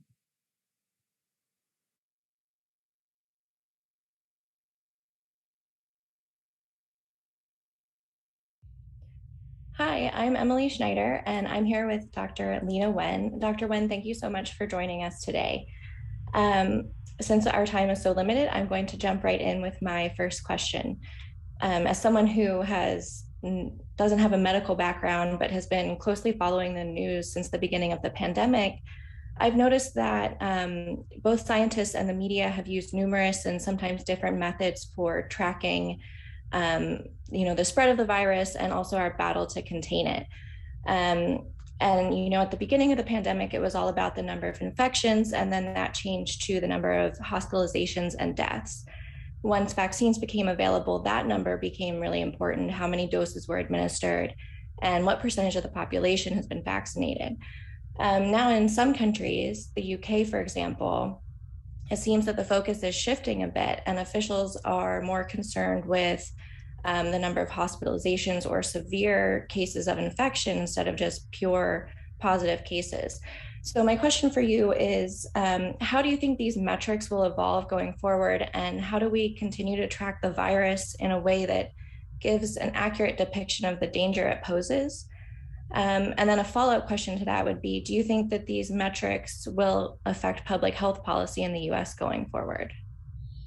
Well, Emily, it's a pleasure to join you and to join all of you today. I will say that you're asking a very good question, and one that there really isn't an answer to, and here's why. Because the types of tracking that's done by different countries and that are prioritized in different countries actually isn't about differences in science. We have the same tests, we have the same measures for hospitalization, certainly counting deaths. I mean, we all know how to do that. We're using the same measures to do that. It's not about the science that's different. It's that our values are different and in fact are evolving over time. And I don't think that there is any agreement in the US or between countries or really among people about what are the measures that we should really be looking for at this point. There are some countries, for example, New Zealand, Australia, some Asian countries that have from the very beginning been aiming for a zero COVID strategy. And for them, it was all about not having any cases or having very few cases. And so there were things that were triggered, restrictions that were triggered, even with a handful of cases. For them, tracking infection is everything. There are other countries, and arguably the US is one of them, where certainly in many parts of the country, the infection rates are skyrocketing, and what people are really responding to and what elected officials are responding to is hospitalizations. That when hospitals became overwhelmed and care for not only COVID patients, but all patients begin to suffer, then that begins to trigger some level of restrictions. I think moving forward, we have not defined this. I mean, Dr. Anthony Fauci has just said success means less than 10,000 new infections every day, because that gets to a level where we can do containment. But I don't know that we as a country have said that's our end game. I hope that our end game isn't where we are now, which is well over 1,000 deaths every day from COVID. I mean, that is at least, that's about, 365,000 deaths every year? I mean, I don't think any of us could find that to be acceptable. But would it be acceptable if we get to the level of the flu and we're having about 44,000 deaths from COVID every year? I mean, that feels very high to me. But I think at this point, we need to have this honest conversation that weighs the risk of severe illness and death and even infection in the first place versus what is the price that we're willing to pay to get there? That's really interesting what you said about the values that we have as a society. I think that's very important. And as someone who lives abroad right now, so I live in Germany, it's interesting seeing the pandemic through that lens, where here they have, very kind of strict or hard guidelines in terms of numbers. So, and that also brings me to my next question about public health policy in different locations. So in your new book, one of the things that you talk about is how location and circumstances can contribute to access to quality healthcare and even life expectancy. And this seems, like an especially timely topic now, with vaccine inequality around the world being such a big part of the problem in ending the pandemic. So I think it's clear at this point, that wealthier nations have won the race for vaccines, and many of the world's poor countries have been unable to secure doses. How do you think this vaccine inequality will, contribute to the pandemic going forward, especially in terms of the variants that we're seeing? It brings up the larger point that COVID did not create health disparities, but certainly has amplified them. You mentioned my book, Lifelines, where I talk a lot about my experience leading Baltimore's health department and how it's not even healthcare that there is differential access, right? I mean, healthcare certainly contributes to overall health, but there are so many other factors, including the air that we breathe, the education that we have access to, housing as a health issue as well, these social determinants of health. That's one issue. And there's a domestic kind of policy issue that we need to be wrestling with too, as we're looking beyond COVID to see how can we now pay attention to these social determinants of health. But then you bring up this other point about global vaccine equity, and there is a point of self-interest for Americans and for other wealthy countries that as long as there is virus that is mutating and replicating out there, we're going to get new variants. And these new variants could very well set back our progress as the Delta variant has. So there is the self-interest component. And as well as, of course, the humanitarian reason. I think that, where I get concerned is when somehow things are framed as an either or, as in there have been some people who have said, well, don't do booster shots or don't vaccinate children in wealthier countries. Instead, let's focus on vaccinating the world. That should not be a choice. We should both do booster shots and vaccinate children and scale up manufacturing and distribution in other countries. And I think that is ultimately what's going to get us out of this pandemic. Yes, that's a very good point. So do you think moving forward, once this initial hurdle of getting over, mass infections like we're seeing now, moving to a place where it's more manageable, do you see COVID vaccines kind of being included in public health policies, just in terms of, administering them like they do with polio vaccines or measles and things like that? How do you think countries are going to go about incorporating that into their existing kind of vaccination schemes? Do you think we'll ever get to that point? And if so, do you see it happening anytime soon? I think part of it depends on what direction COVID is going to go in. And I think if it's anything that we've learned in the pandemic, it's that we really can't prognosticate. Anyone that tries to predict there's so many other factors that determine where things are going to go. I think in the short term, I would love to see the COVID-19 vaccine understood as we do all other vaccines. Part of the reason why COVID has become so polarized and divisive and politicized is that it's seen as somehow different from other diseases that we wrestle with all the time. And the vaccine is somehow not understood the same way that we understand routine childhood immunizations that are required in all 50 states. And so I think there is a reckoning that needs to occur, and that reckoning needs to be to place the COVID vaccine in the same light as we do all other vaccines. Mm-hmm. Yeah, and I think that kind of political or politicization is especially apparent in the US. And so my next and I think final question for you would be, in the US, it was one of the first countries to offer vaccinations to most of its population, even without sort of age restrictions or job requirements or anything like that. And the rest of the world was kind of watching and hoping that they could catch up. Now it seems that the US vaccination rate is kind of hovered below 60%. And it seems that everyone who has wanted to get vaccinated has. Do you think Biden's new plans go far enough in addressing this group of people who are vaccine hesitant or just plain against getting vaccinated full stop? Or what could the US do from a health policy perspective to increase vaccination rates moving forward? Do you think that the mandates go far enough, or there needs to be kind of stricter requirements? I don't think that the mandates go far enough, but I do think that they are a major step in the right direction, because previously the Biden administration was quite hesitant to embrace the vaccine requirements. But you know what? All the things that we've been doing before, the incentives, the education, the cajoling, the pleading people to do the patriotic thing, it's not working. And we need to look at what other countries have done. I mean, I think what France has done is what we should be doing here, basically saying that if you want access to public spaces, if you want to be unvaccinated, that's your choice. But if you want to go to bars, restaurants, gyms, be on a plane, train, if you want to be around other people, you need to get vaccinated, because you do not have a right to infect others with a potentially deadly disease. And right now, the vaccinated have been paying the price for the unvaccinated. I don't think that we should be held hostage any longer.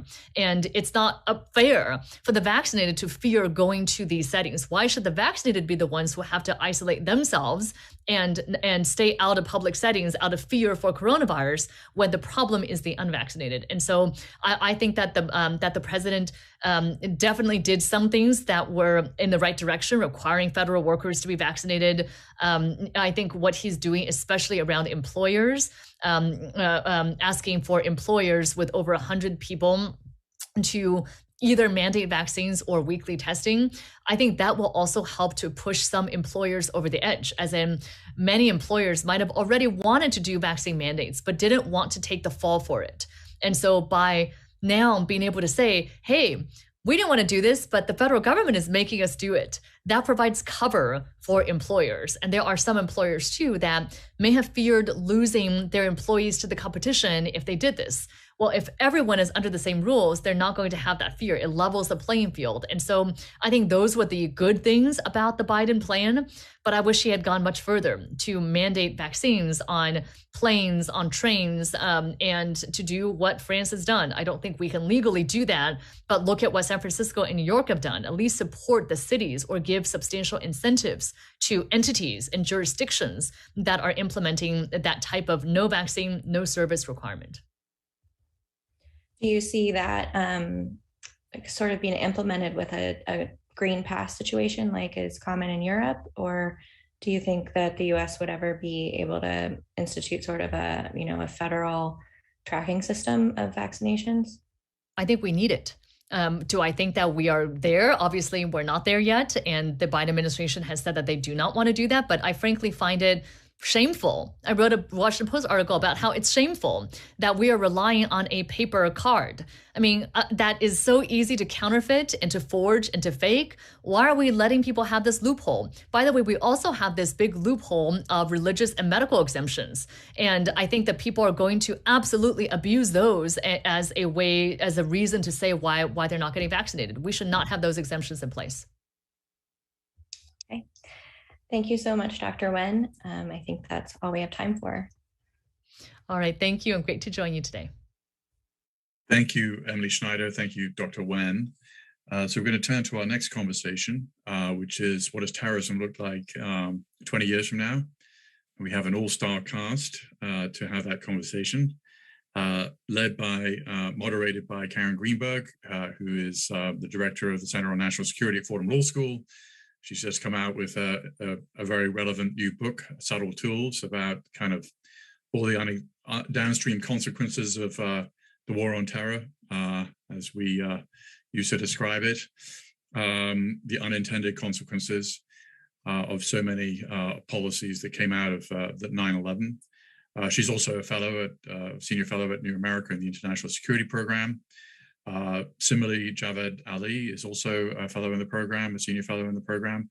He is the former senior director for counterterrorism at the National Security Council, a job that he had most recently under the Trump administration. He's worked in a variety of roles at the FBI and knows counterterrorism very well from the inside. And finally, Rebecca Weiner, and certainly not finally in the kind of sense of somebody who is also a leading expert in the field. She's Assistant Commissioner for Intelligence Analysis at the New York Police Department.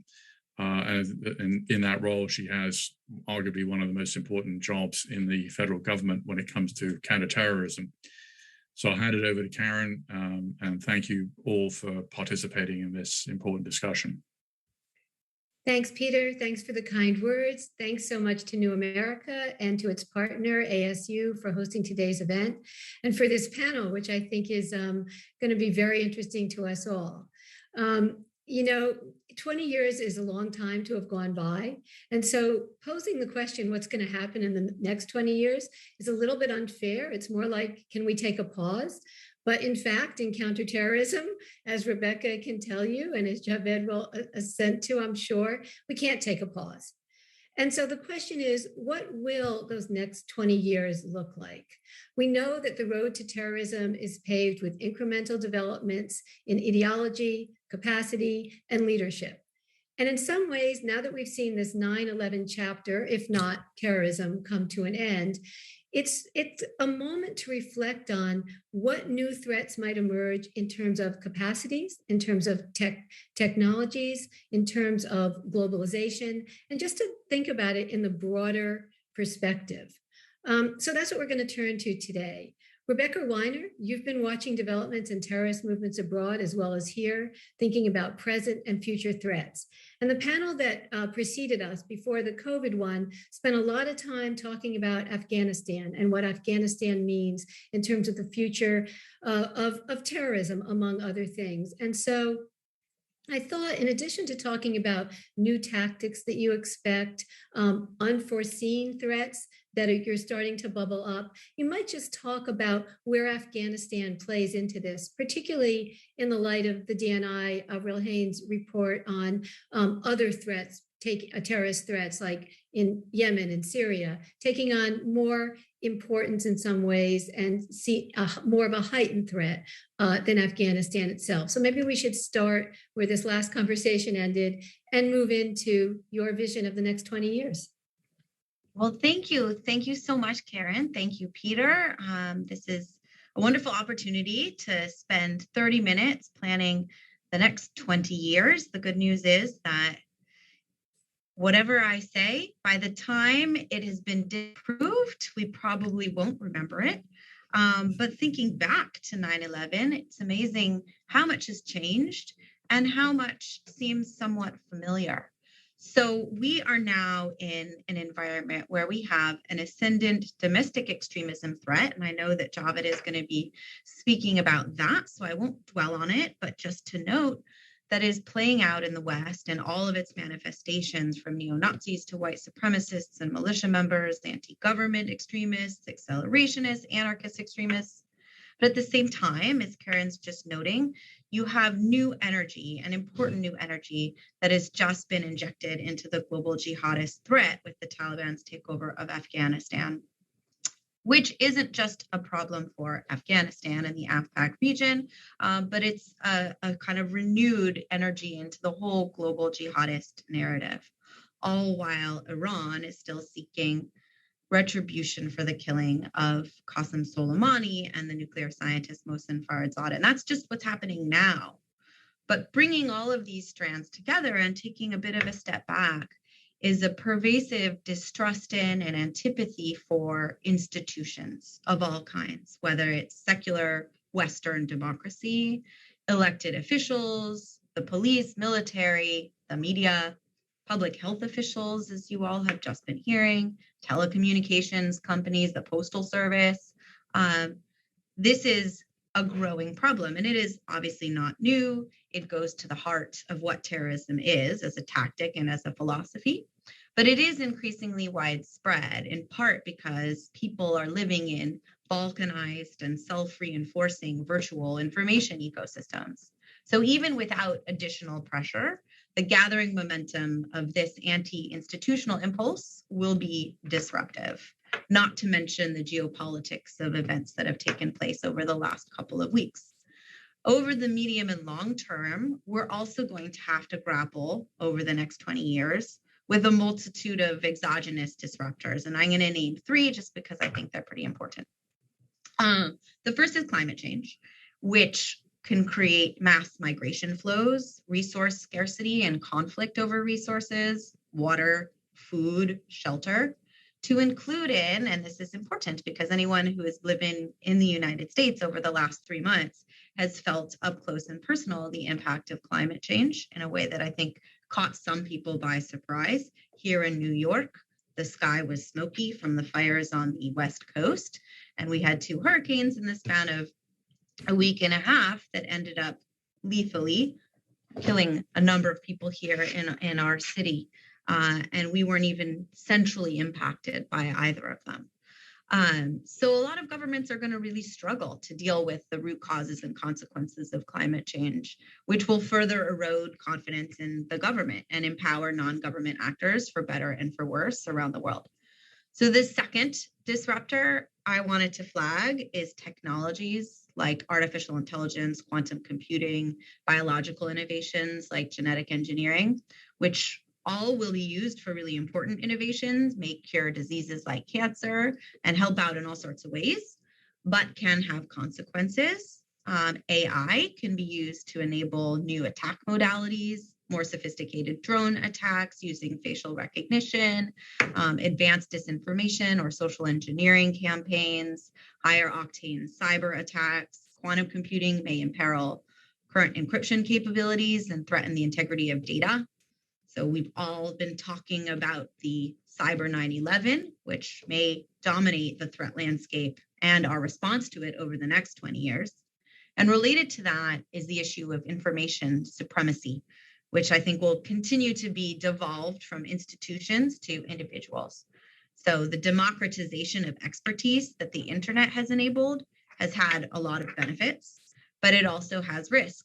It's led people into the arms of conspiracy theories, or to reject science, or to embrace pernicious ideologies that justify violence. So a year and a half into the pandemic, we are all armchair virologists and public health officials and climatologists without leaving our computers, or so we think. Obviously, that's not in fact the case. And so it does empower individuals to think that they know a lot more about stuff than they do. So all of this collective pressure on institutions could lead to a couple of scenarios. And I will get back to the issue of terrorism in a minute. The first is that governments and institutions around the world may not be able to withstand some of this pressure. Some may collapse, be replaced with more local solutions. So states may continue to gain power over federal governments, companies over states, tribes over legislatures, affinity groups over organizations. And I think for terrorism in the near term, this may look like multiple simultaneous centers of gravity for foreign fighter flows around the world. So the AFPAC region, I think, front and center in the near term, but also, as has been mentioned by many government officials, East and West Africa, Yemen, the Middle East will continue to draw foreign fighter flows, will continue to be used as permissive operating environments for external attacks, right? So this isn't a phased scenario. This is everything happening at once, given all this pressure on institutions. Lone actors that have been inspired to carry out attacks in the West may once again have the feeling that they're betting on a winning team. These are real capacity challenges that are going to require us to work collectively in the way that we have been over the last 20 years, but more so.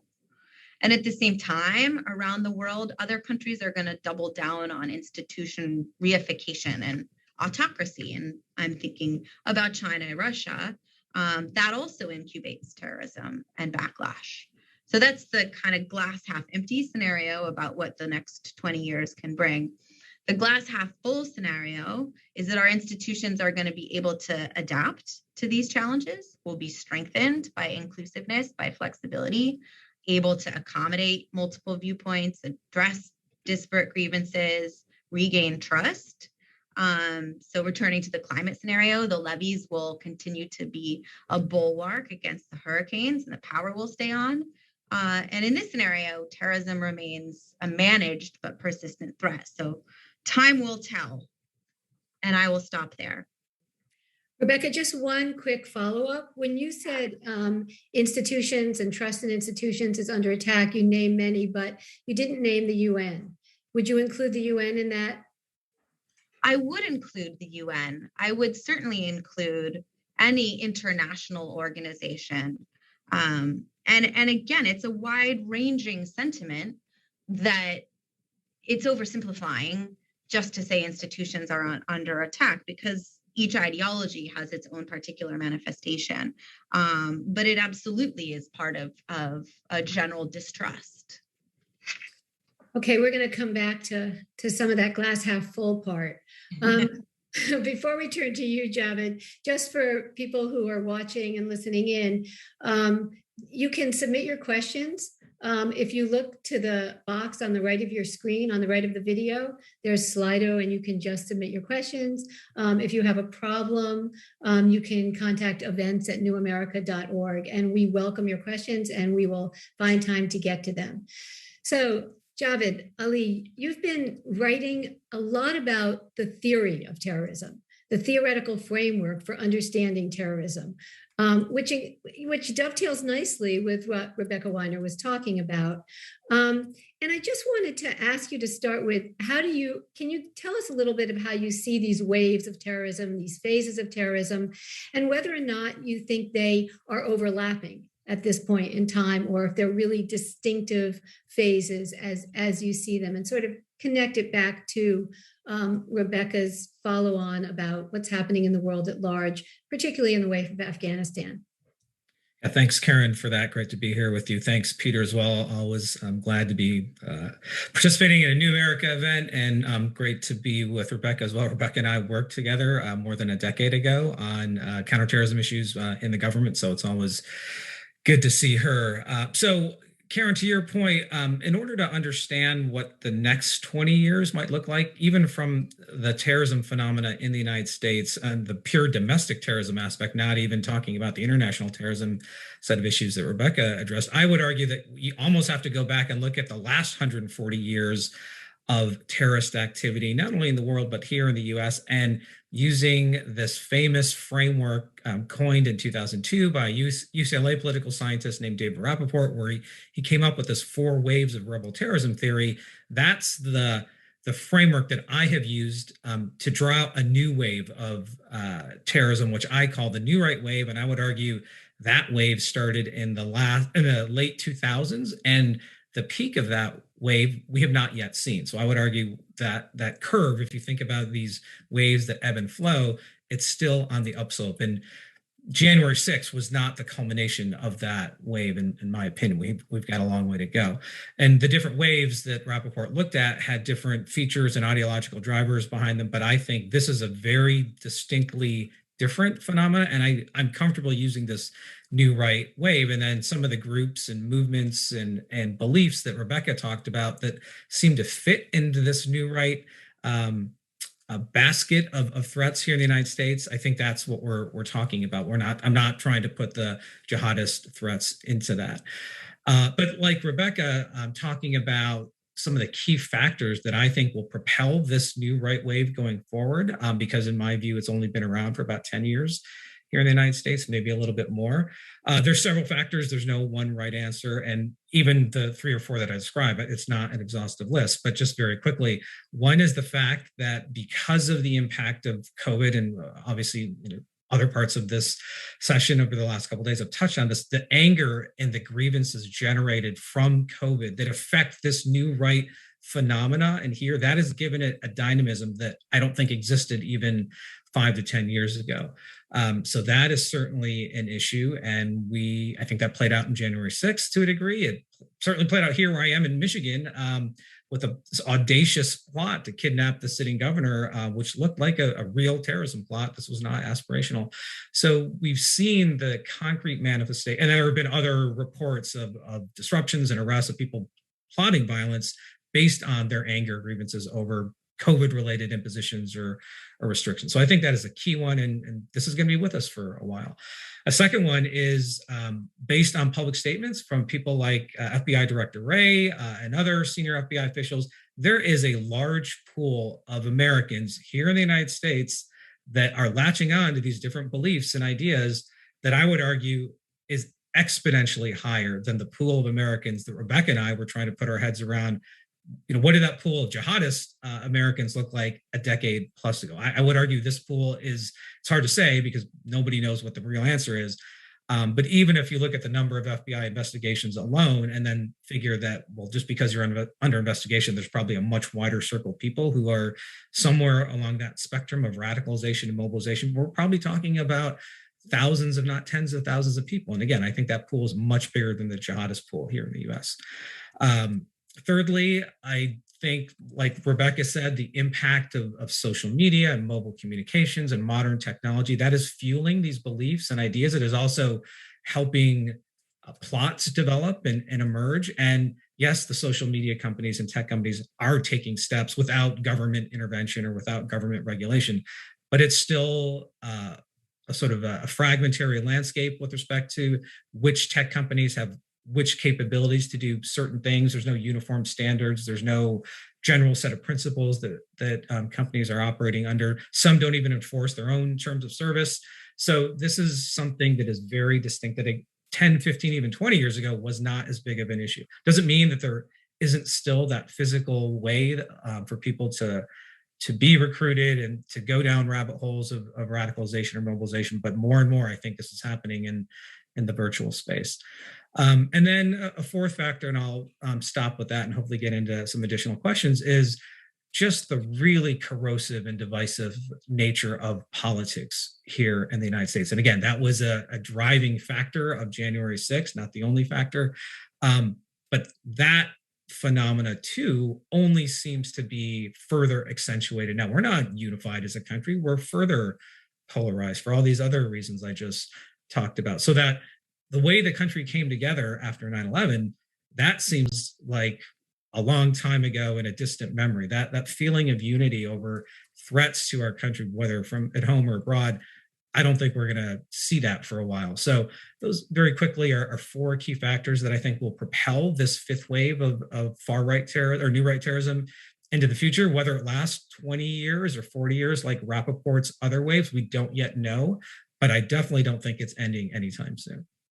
Okay, well, one follow-up question before we get to more is, where do you see this intersecting with larger international terrorist networks? And I mean beyond, white nationalist agendas, but do you see crossover between these different types of terrorist movements and agendas or not? There does seem to be an international dimension to some of the neo-Nazi and the white nationalist extremists on both sides of the Atlantic. But thinking about the intersection of this far right wave and the jihadist wave, that's a really interesting question. I don't know if we've seen, certainly on the outside, concrete examples of that. Although I will say that you look at a group that exists not only in the United States, but has elements overseas called the Base. The Base is relatively small, but it is hyper violent. It is organized only to conduct terrorist actions for the most part, or terrorist plots and attacks.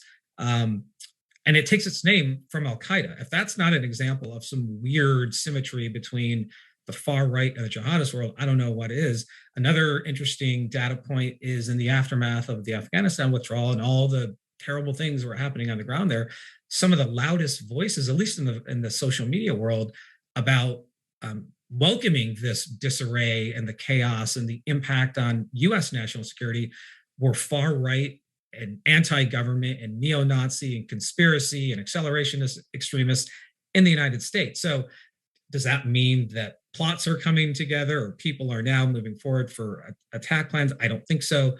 But you're starting to see some initial just data points that suggest this could be another element of this threat that is very different from the last 20 years. A follow-up question for both of you, and then I'll get to some audience questions, is, Rebecca, you've outlined sort of redefining national security in ways the United States has been redefining it over time, which is to include, displaced persons, to include, the results of climate change and various other things.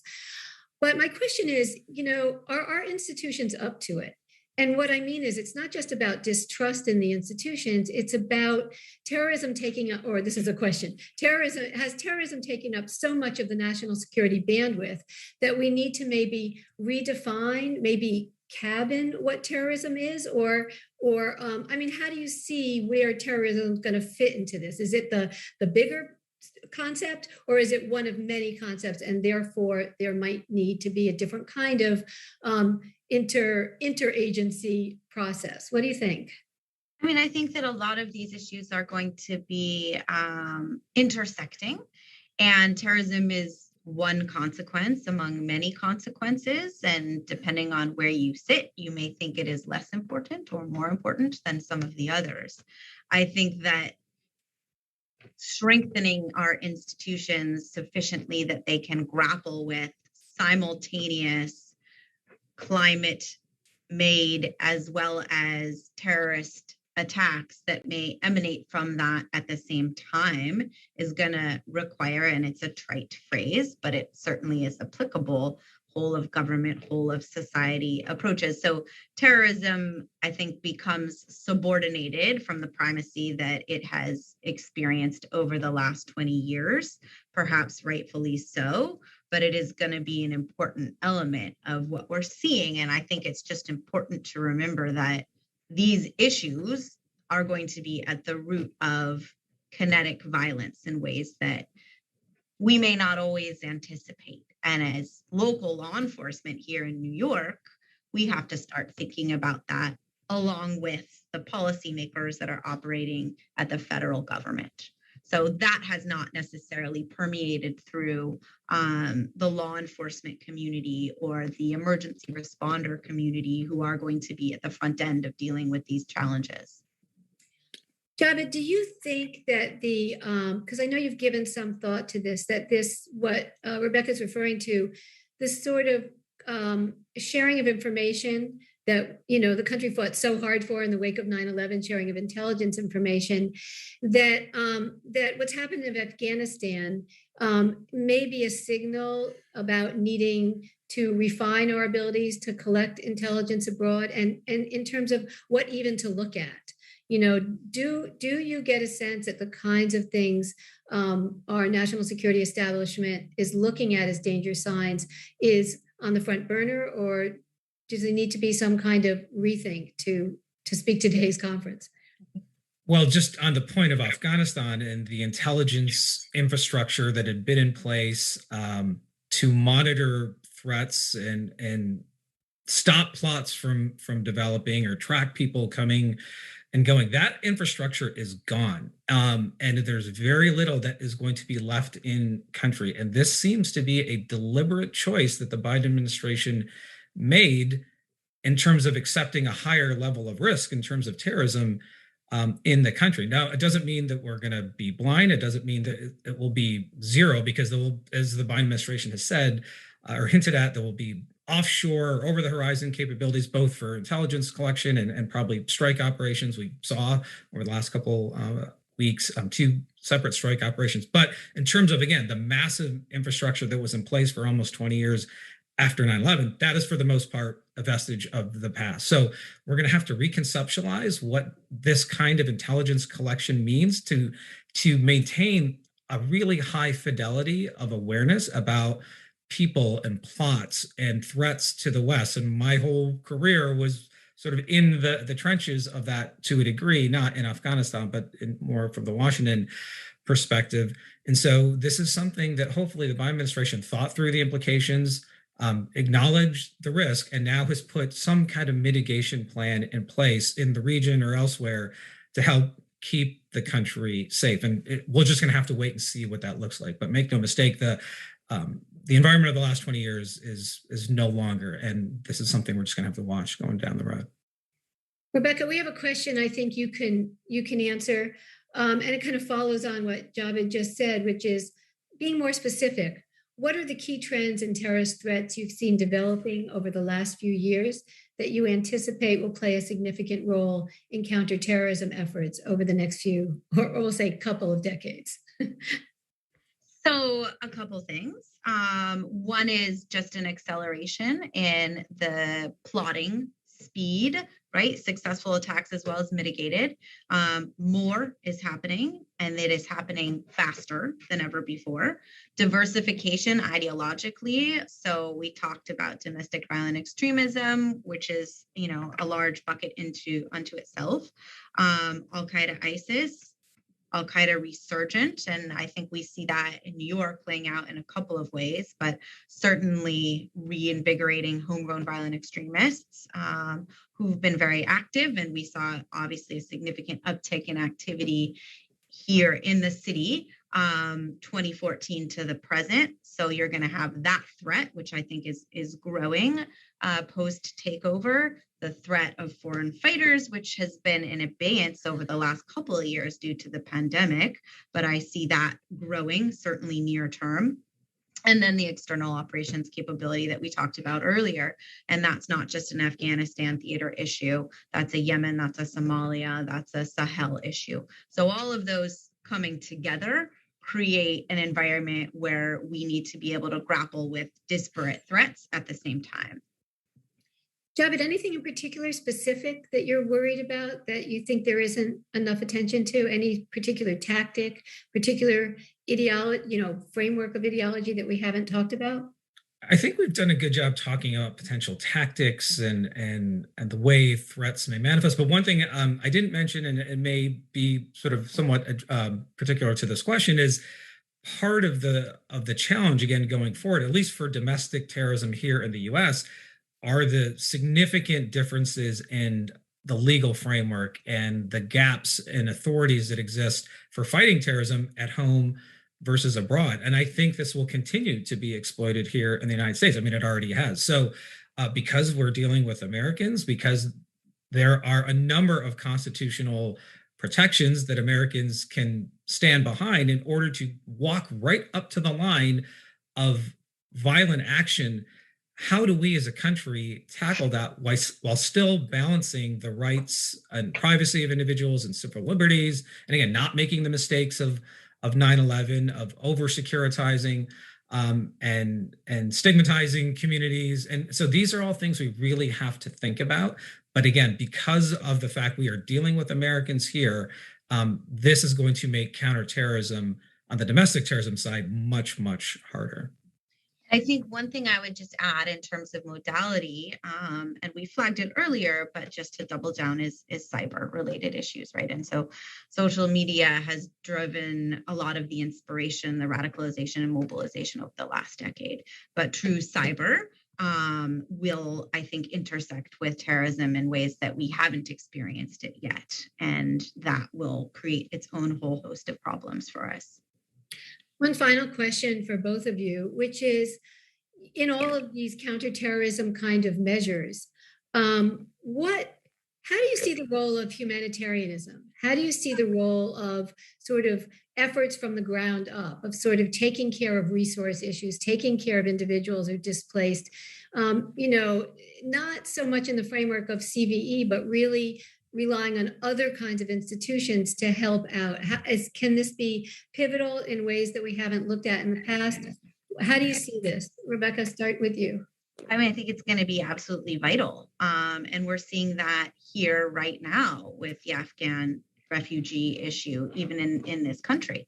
So these are organizations that have clearly played a role over the last 20 years, but they are going to be front and center. And so we need to start thinking about how to strengthen them early and often, and increasing information flow and collaboration with organizations that perhaps didn't work directly with military, with law enforcement, with intelligence.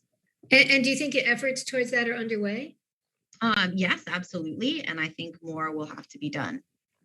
Javed, what's your thoughts on this? Yeah, I think the Afghanistan resettlement issue is going to be a test case for this, and on the backdrop of all these other factors we talked about, and another one that I didn't get on the table about the changing or accelerating demographic profile of the United States. So there are already people in this new right space that are angry over their perception of how America has changed. This is going to yet be just another grievance for them, and there are already indications that people are thinking about violent action against Afghan refugees or people coming back based on those grievances or that anger. I wish we had time for more, you guys. We could talk. You guys are wonderful. Thank you, Rebecca. Thank you, Javed. Daniel Rothenberg, I turn it over to you. Thank you.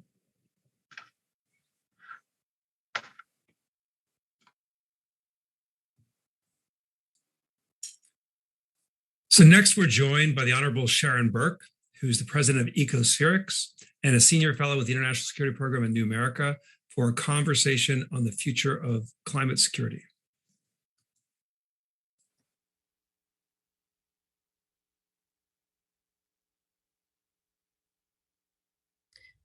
Like most of us who were alive at the time, I know exactly where I was on 9/11 when I heard the news. I watched the towers crumble on a tiny TV screen in a hotel lobby in Jerusalem, of all places. And I remember thinking at the time, this is happening. This is actually happening.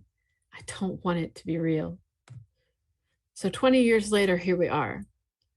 There are things happening right now that I really don't want to be real either, but right now I'm going to focus with you on climate change.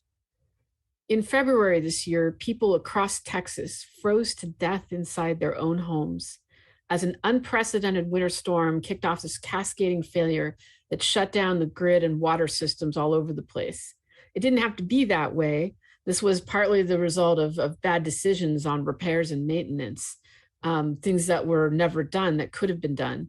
But now the cleanup costs are exceeding $100 billion. The only thing that's cost the state more than that was Hurricane Harvey in 2017. This summer, we saw the other extreme with a heat dome absolutely cooking the western part of the country. Portland, Oregon hit 116 degrees Fahrenheit. And there's a deepening water crisis across that whole region. It's now in its second decade of a mega drought. And there are fires everywhere, burning out of control, hotter, worse than ever, especially in my home state of California. And 2021 isn't even over yet. We're still in the middle of hurricane season. This is happening.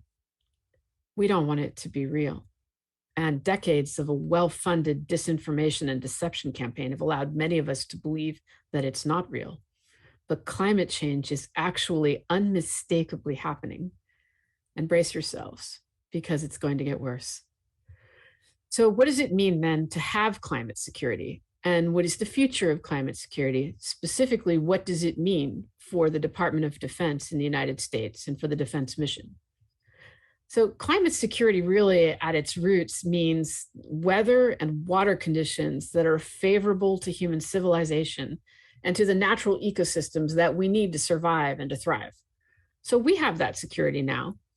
Not everyone has reliable or equitable access to those resources, and not everyone has perfect, mild, sunny weather, but there's enough for everyone, and it's pretty much survivable everywhere. That kind of climate security is actually more the exception than the norm in the geological history of the Earth, which has been encased in ice and noxious gases at points. But for the last 10,000 years, we've had a largely stable climate, and it's allowed humanity to really flourish, to settle, to cultivate, to a whole string of amazing discoveries.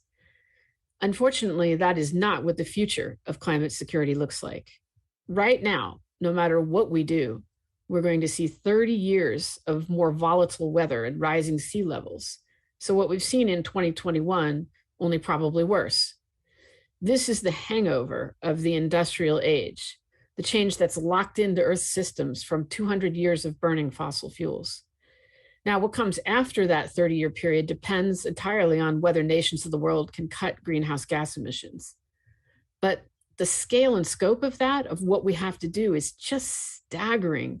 It's a monumental undertaking.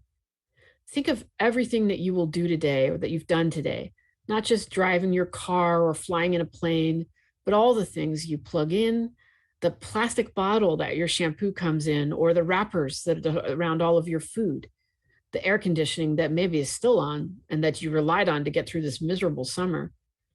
Fossil fuels are embedded in so many of your choices. It's part of the pattern of our society.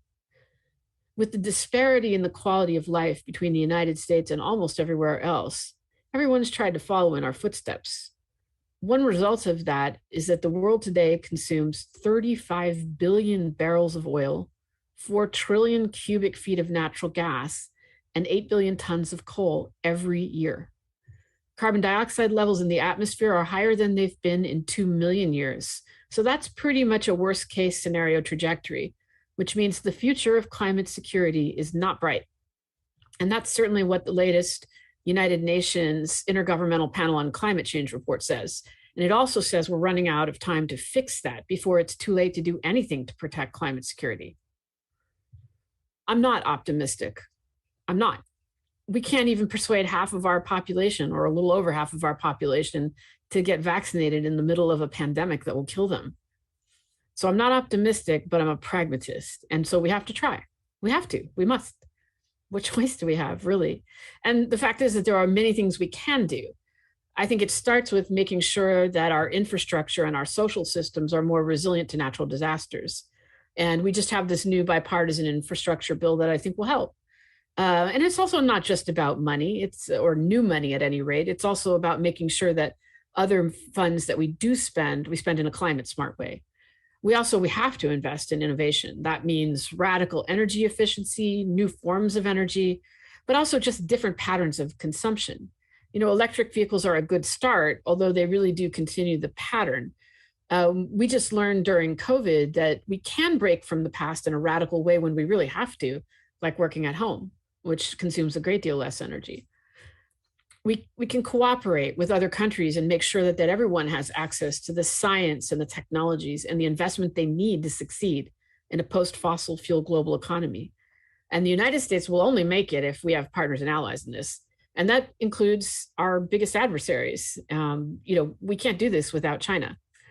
Now, I don't really trust authoritarian governments to keep the promises they make, but I do believe that if we find a better way to live in cooperation with our allies and our partners, I have no doubt that China will be the next adopter. So climate security also has a narrower meaning as it applies to the US Department of Defense. And that's been going on for a while. I think for more than a decade, DoD's looked at, largely at how to adapt to changing conditions in the operating environment. So high heat, for example, affects the performance of equipment and of course of people. And also they've assessed the climate vulnerability of hundreds of military bases. They've gotten an object lesson in what that vulnerability actually looks like in practice in recent years. There's been billions of dollars in damage to bases in Florida and Nebraska, North Carolina, and Texas. And I'm sure California is also struggling these days. So DoD is going to have to do more to understand those risks for sure, but also is going to have to invest in resilience. They may even have to consider closing particularly vulnerable bases, and the communities around those bases should consider that and take it seriously. So beyond the impacts to bases, climate change is going to shape military missions, most obviously disaster response. Now, I've heard directly from uniformed and civilian DoD officials that they describe these missions as sort of a distraction from core warfighting business, or an opportunity cost, or even a dollar cost that they don't think they should have to pay. So forgive me for being blunt, but if you're watching this and you hold that opinion, it's time for you to get over it. The American people have made a big investment in the armed forces and a much smaller investment in FEMA and the State Department's Office of Foreign Disaster Assistance. So when the disaster strikes and they need help, they're going to expect you to be there when they need you. So by all means, you should certainly consider the consequences to readiness of a rising op tempo for disaster relief, but it's really time to stop complaining and start planning ahead. There's no reason, for example, that you can't engage with states and cities and other countries to build resilience left of the boom, or what civilian disaster managers call blue sky times. That would be a great mission for the National Guard. For that matter, this gives you a lifeline with the American public and with global public opinion at a time when there may be a loss in support for the armed forces and also for the defense mission.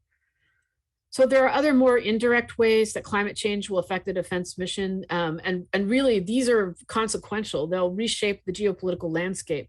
The most obvious of those is in the Arctic. And sometimes you get this baffling enthusiasm from strategists about the sort of new geopolitical contests there. And it's true.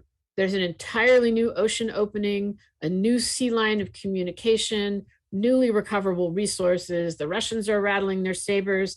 The Chinese are looking for more land and icebreakers and all of this.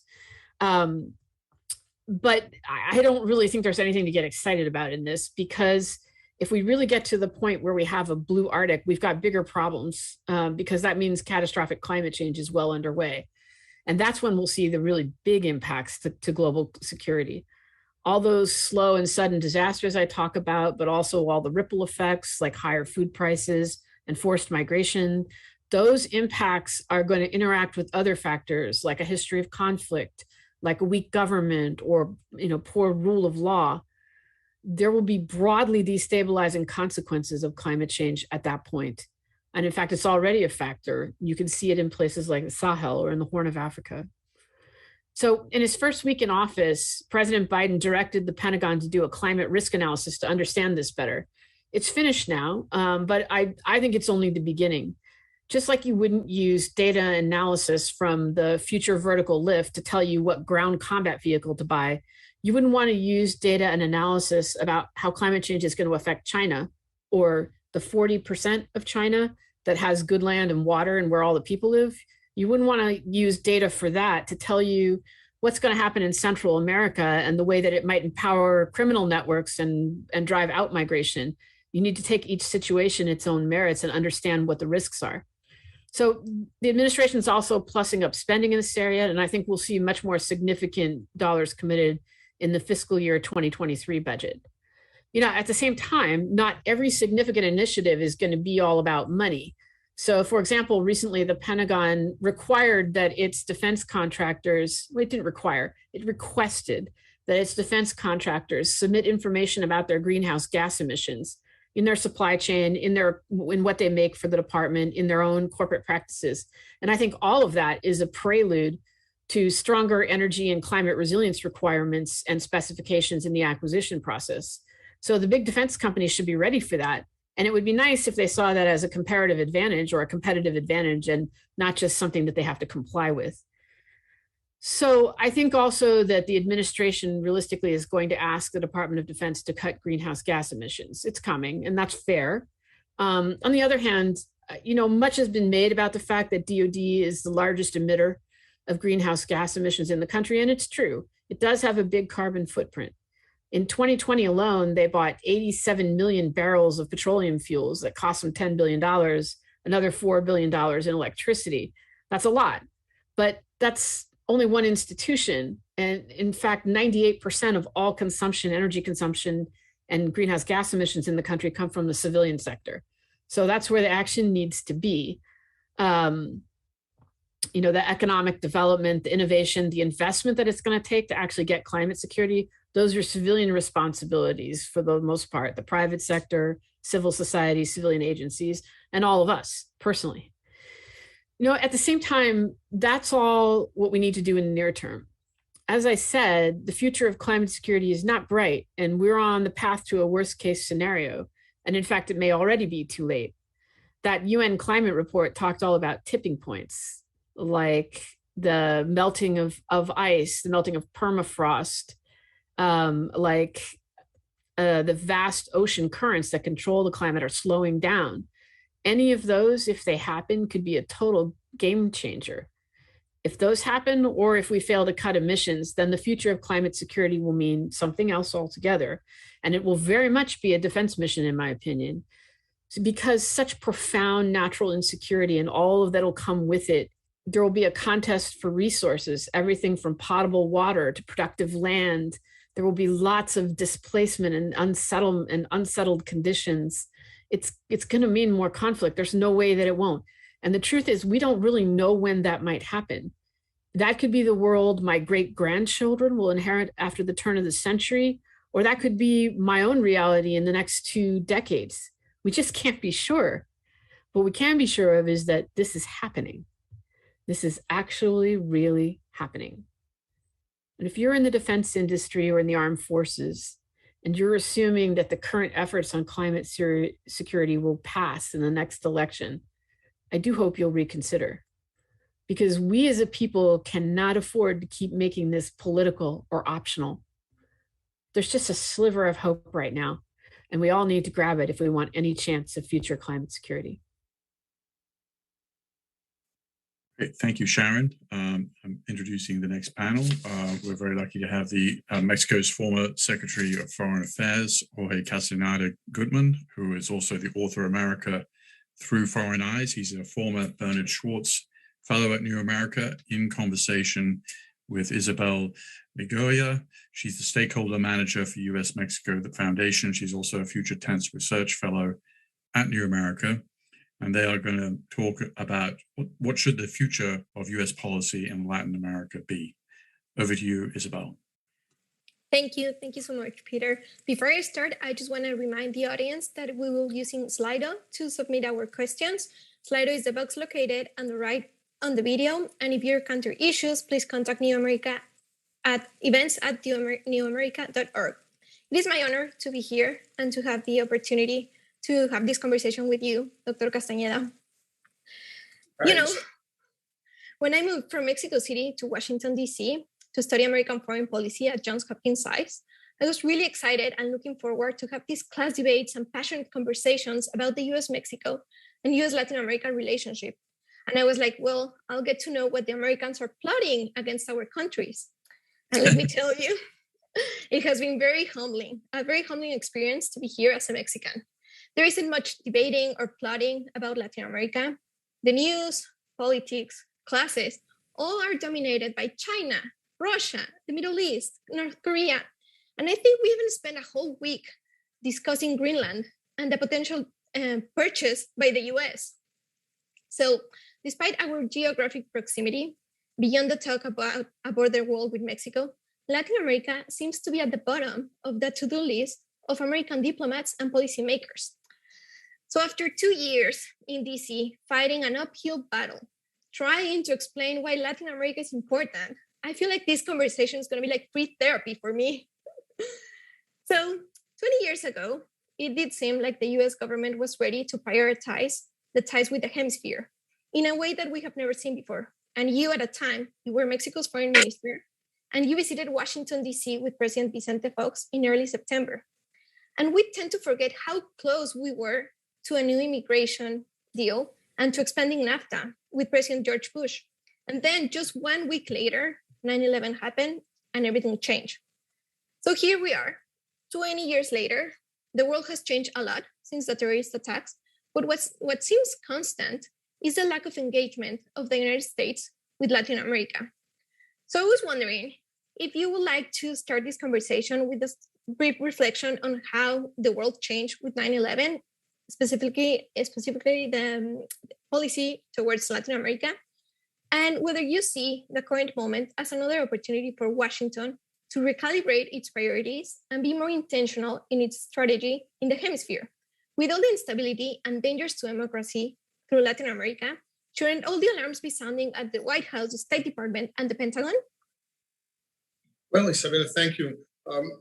Yes, 20 years ago was a different situation. I think there was a possibility of establishing a new relationship, at least with Mexico, and perhaps with some of the Central American countries and the Caribbean.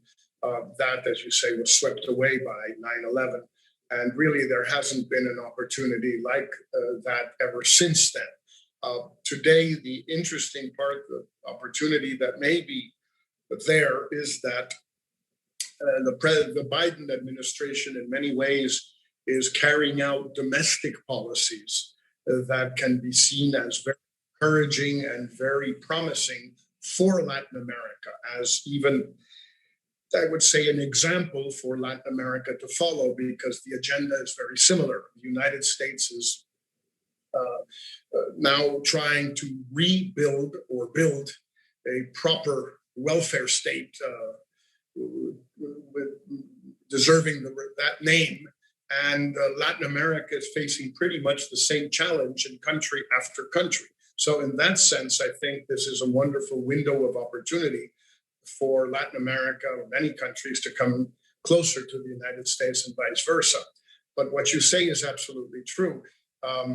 There are serious threats to democratic rule in Latin America today.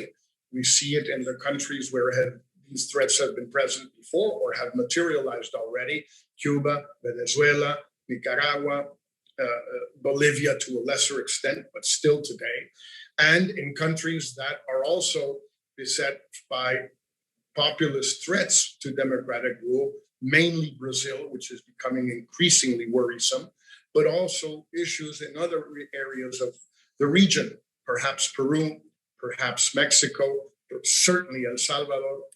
So yes, I think people in the White House and at the State Department should be worried and should be paying attention.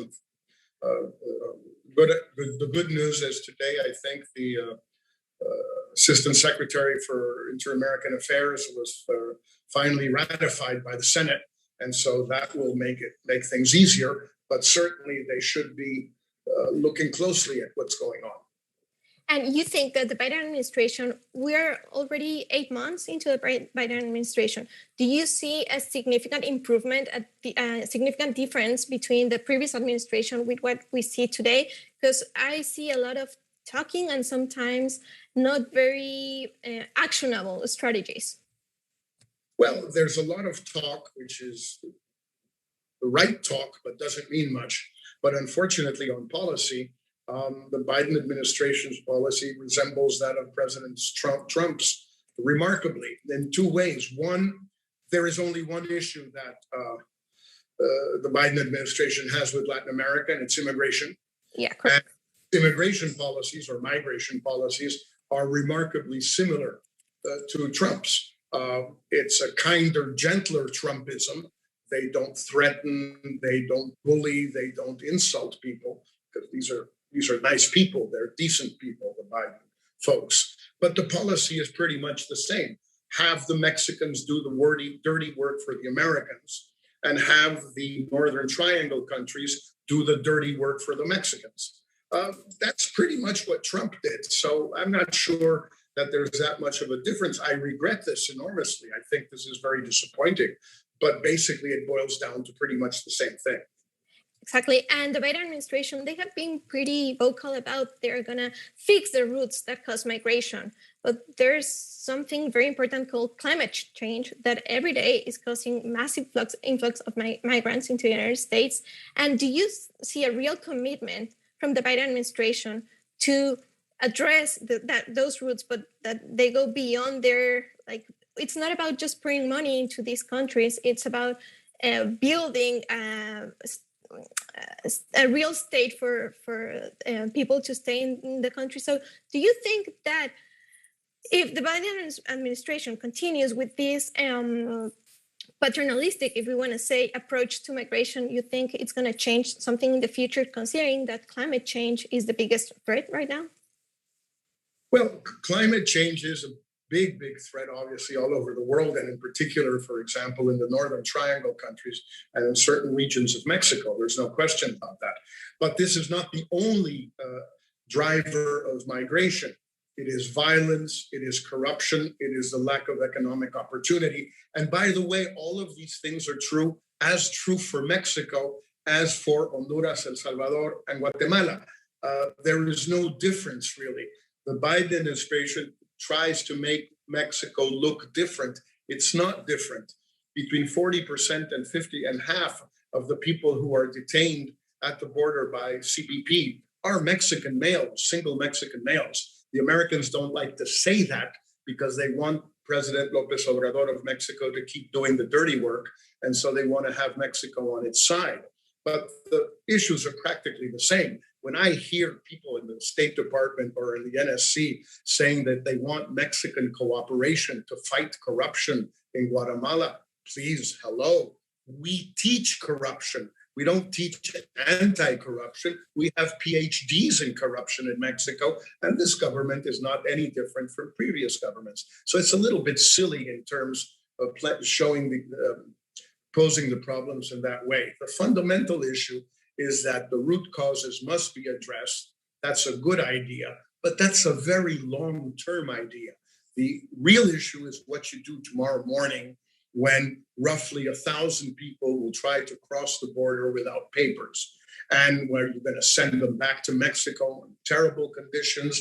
Are you going to process their requests for asylum in the United States? Are you going to send them back to Guatemala where they can all be killed? What are you going to do with them now, not 10 years from now? Correct, exactly. And to all the policymakers that they're watching us right now, could you share some pointed ideas that can be implemented moving forward? So in 20 years, we have a safer and a better relationship that truly embodies democratic values that seem to be in danger throughout the region right now? Well, I think the Biden administration should really ensure that it is different, but in the right way of being different from the Biden people, from the Trump people. In other words, it's not a question of listening to the autocrats or the pseudo-autocrats. It's not a question of just looking the other way while they do whatever they want, as long as they deliver on the 1, 2, or 3 issues that the United States is interested in. On the contrary, I think the US should have a very proactive policy in Latin America, not a nation building policy, not a policy to bring about regime change in Cuba or Venezuela or Nicaragua, because that won't work.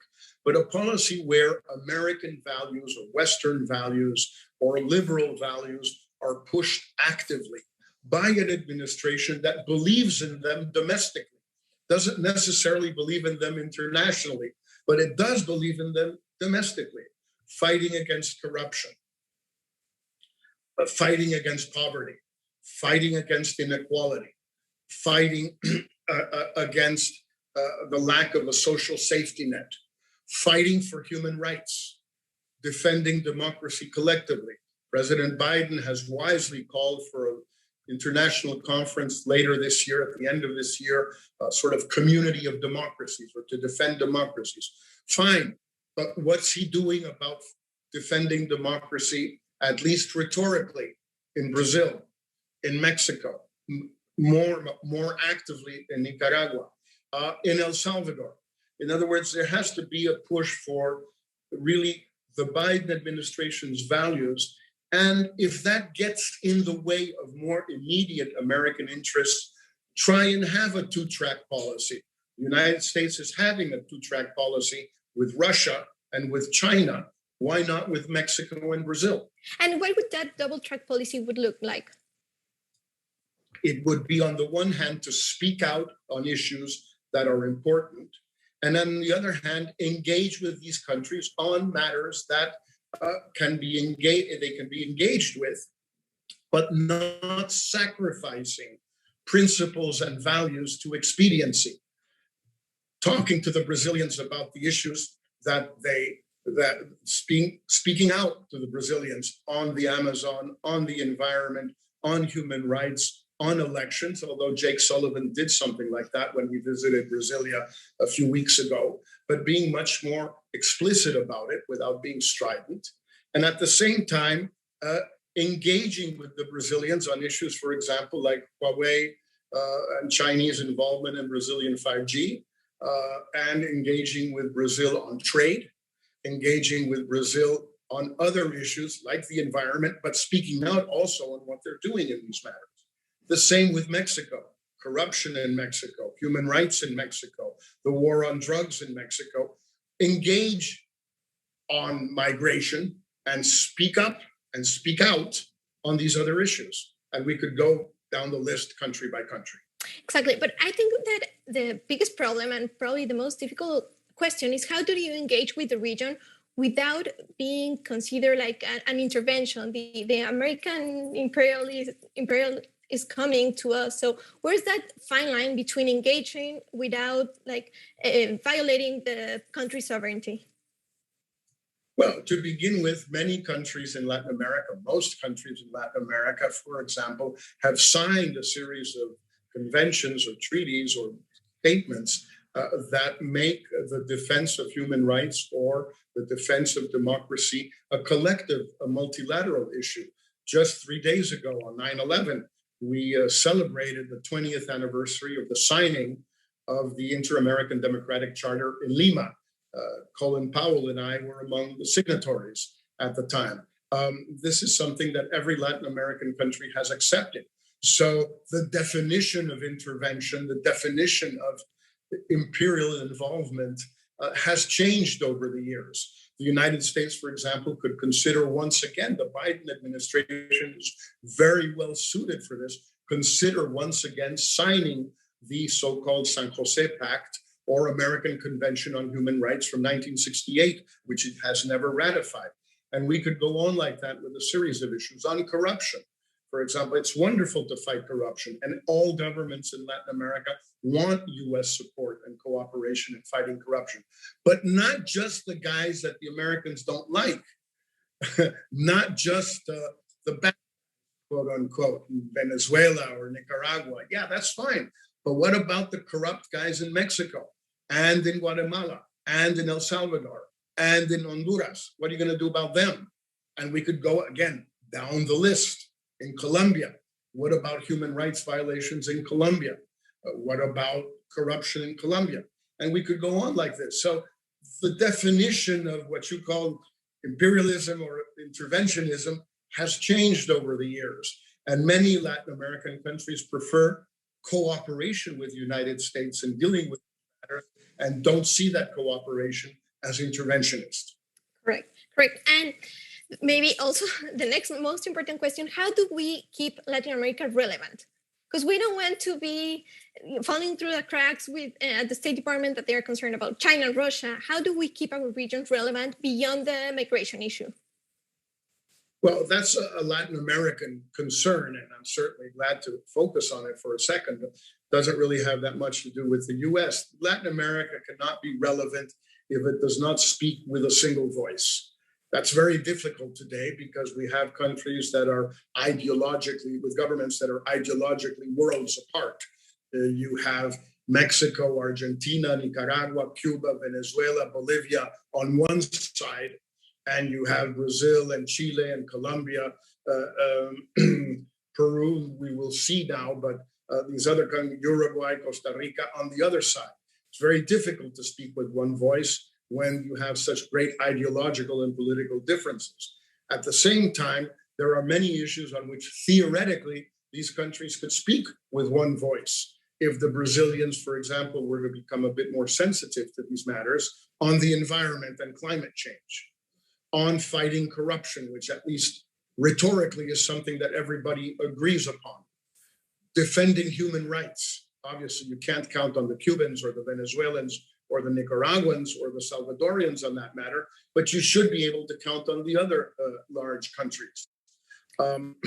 On issues, well, just stick with those. The main point is Latin America has to speak with one voice. There are many people now, among them several Chilean former officials and intellectuals who have been trying to build the notion of active non-alignment or proactive non-alignment as a new form of Latin American non-alignment between the United States and China, but with an active voice, not a passive one, like was the case of the non-aligned movement many years ago. Correct. And as a follow-up question, I have one from the audience that says, the Biden administration has been slow to nominate ambassadors, including to many Latin American countries. What kind of message does that send? I think it's been slow with everybody. And we just knew Ambassador in Mexico, Ken Salazar, who just arrived a couple of days ago, and I think he's going to be very welcome and will do a great job. A couple of others have been also nominated, including at the OAS. But in general, the Biden administration has been moving very slowly. It's true, but I wouldn't see it as a reflection of the priority of Latin America on the agenda.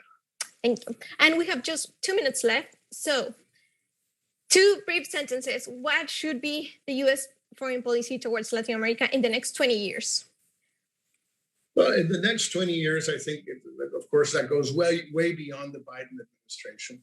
I think it should go in the direction of trying to help Latin America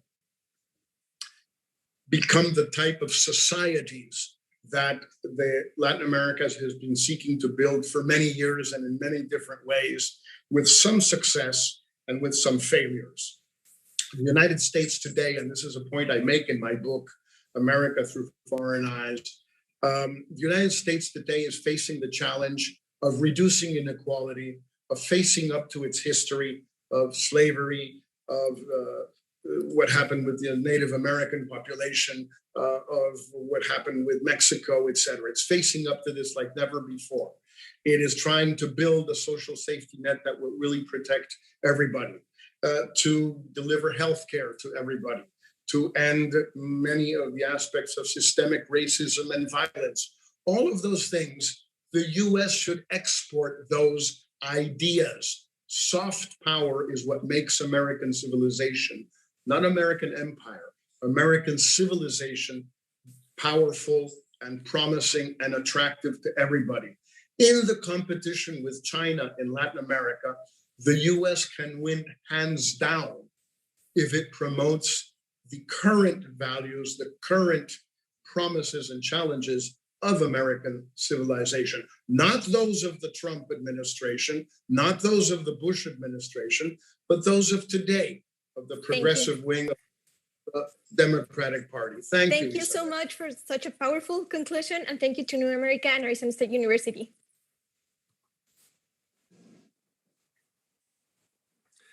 Thank you so much, Jorge and Isabel, for focusing some of our attention on Latin America, often being lost in these reflections on the post 9/11 era. So thanks also to all of you for spending these 2 days with us. We really appreciate it, and we're thrilled to be able to bring you this programming. So I'm honored to introduce our next conversation, How Should Congress Shape the Future of National Security? We're joined by Senator Mark Kelly, the U.S. Senator from Arizona, or a U.S. Senator from Arizona, and Professor Ryan Shaw, who is the Managing Director of Strategic Initiatives and a Senior University Advisor at Arizona State University. Here's to Ryan. Thank you.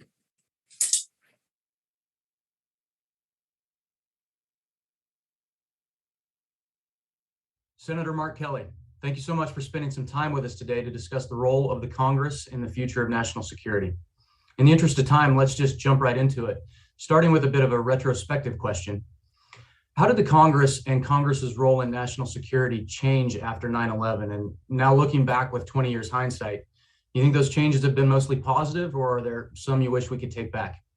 Well, Ryan, like most people that were adults then, well, even my oldest daughter, who was, 5 or 6 around 9/11, I mean, she remembers where she was when she heard. So like most of us, I remember where I was. I was training for what was going to be the next space shuttle flight, which is launching in November aboard Space Shuttle Endeavour.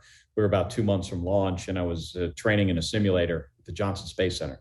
So let me, first say that as a 25-year veteran of the Navy, I flew in combat over Iraq during the first Gulf War. I'm grateful to all of the Americans, who served our country in the wake of that horrible day in September of 2001. And we're talking millions of individuals, right? I'm also been thinking a lot about the 13 U.S. service members who recently were killed in a terrorist attack in Afghanistan, helping, our fellow Americans and our Afghan allies evacuate from the country. And, some of these service members were just little kids when 9/11 happened, and it's really heartbreaking. And we owe them and their families a deep debt of gratitude. For the past 20 years that we've been at war, first in Afghanistan, and then shortly thereafter in Iraq, it's been a real trial, right? And as a new U.S. Senator, it's hard for me, to speak to the thoughts of somebody who was in Congress 20 years ago. However, I do know that the global war on terror has consumed much of the Congress's oversight role for the past couple decades, and a lot of the focus was, I'd say, rightfully placed on ensuring that our troops that were in harm's way were equipped to fight the battles they found themselves in. And much of the conversation around the defense budget was, how do we equip our military for those wars, while also preparing for conflicts that might arise in the future. And those are difficult conversations to have, but they're definitely necessary. And we're having similar conversations today about how do we prepare our armed forces for future threats. We've now put Afghanistan behind us. 20 years is incredibly a long time to be in that conflict. But it's important now that we look towards the future of the conflicts that we would like to stay out of, but could find ourselves in the next couple decades. Yeah, thank you. And with that in mind, as we look forward to the next 20 years then in a new global security environment, what are your legislative priorities for the national security agenda? Well, it's about what I talk about, looking to the future. I'm concerned mostly about maintaining our competitive edge that we currently have in most areas over near-peer competitors like China and Russia. My primary concern, though, is China. China is increasing its nuclear stockpile. every year. It's also rapidly investing in a lot of emerging technologies, in some areas more so than we are. We also know that China is using a lot of soft power and using its economy to grow its sphere of influence across the globe. And I'm also concerned about the increased threat in cyberspace, and whether our military, our critical infrastructure, and our private sector are adequately prepared for what we might see in the future. China represents a growing threat of cyber attacks against us, and coupled with Russia, who recently compromised, over 10,000, customers of SolarWinds via hack. We've got to do more to harden against these cyber attacks on our military, on our government, on businesses. These countries, they're eager to harm us, and we need to be better prepared for it. You mentioned the requirement during the 20 years of the global war on terror to try to maintain our high-end capabilities and be able to deter and potentially defeat a near-peer adversary. The popular narrative seems to be that we failed to do that to a large degree, and that we fell behind, and that our competitive advantage was eroded during those years. So now the national strategy is to reorient toward high-end competition. Is there a risk, though, that it goes the other way, and that in focusing on those high-end capabilities and the potential of a near-peer fight, we lose our irregular warfare capability and the ability to engage in hybrid or other types of warfare below the threshold of major conflict? Yeah, absolutely. There's a risk. I'm the chairman of the Emerging Threats and Capabilities Subcommittee on Armed Services in the United States Senate. We're focused on these emerging threats, capabilities that other countries have or are obtaining, and in some cases getting ahead of us on. So we've got to address that. We've got to make sure that we can ensure that we have air superiority over our near-peer adversaries. We've got to make sure that we have a United States Navy that can outperform and outfight, the PLA Navy or the Russian Navy. At the same time, what you talk about is incredibly important as well. It can't always be about the high-end fight. That's why I've been recently looking into and also focused on, how do we provide adequate close air support for special operations forces, for Army troops. The A-10 as an example is an example of an airplane that does this job really well, better than any other platform in the history of aviation. The A-10 is the best at close air support. It's not in the high-end fight. It's there to support our ground troops in Afghanistan and Iraq very effectively. But we still need to maintain capabilities, like the A-10, because this can't always be about the first few days of any conflict. This has also got to be about, if we wind up in a long-term conflict, what is month 3, month 6, what does year 2 look like? And so I think it's important that we focus on both of these things: emerging threats and capabilities, new technology, innovation, at the same time maintain the competitive advantage we have with what, for lack of a better term, the low-end fight, to make sure we still maintain those capabilities. Yeah. On the role of Congress, as elected representatives of the American people, how do you forge a coherent picture of the national interest when the country seems so divided on the most fundamental issues, including America's role in the world? Yeah, so it is a challenge. Right now our politics are very divisive. I am somebody who is a strong believer in science and data and facts, and let's not let the politics get in the way of us making the right decisions. Also, let's try to find opportunities to bring our country together and bring individuals, together. We've got, the thing I've always believed this. Whether you're Republican, Democrat, or independent, we all have common goals, right? We want our kids to get a great education. We want people to have well-paying jobs and be able to support their families. We want to make sure we have, the best healthcare in the world.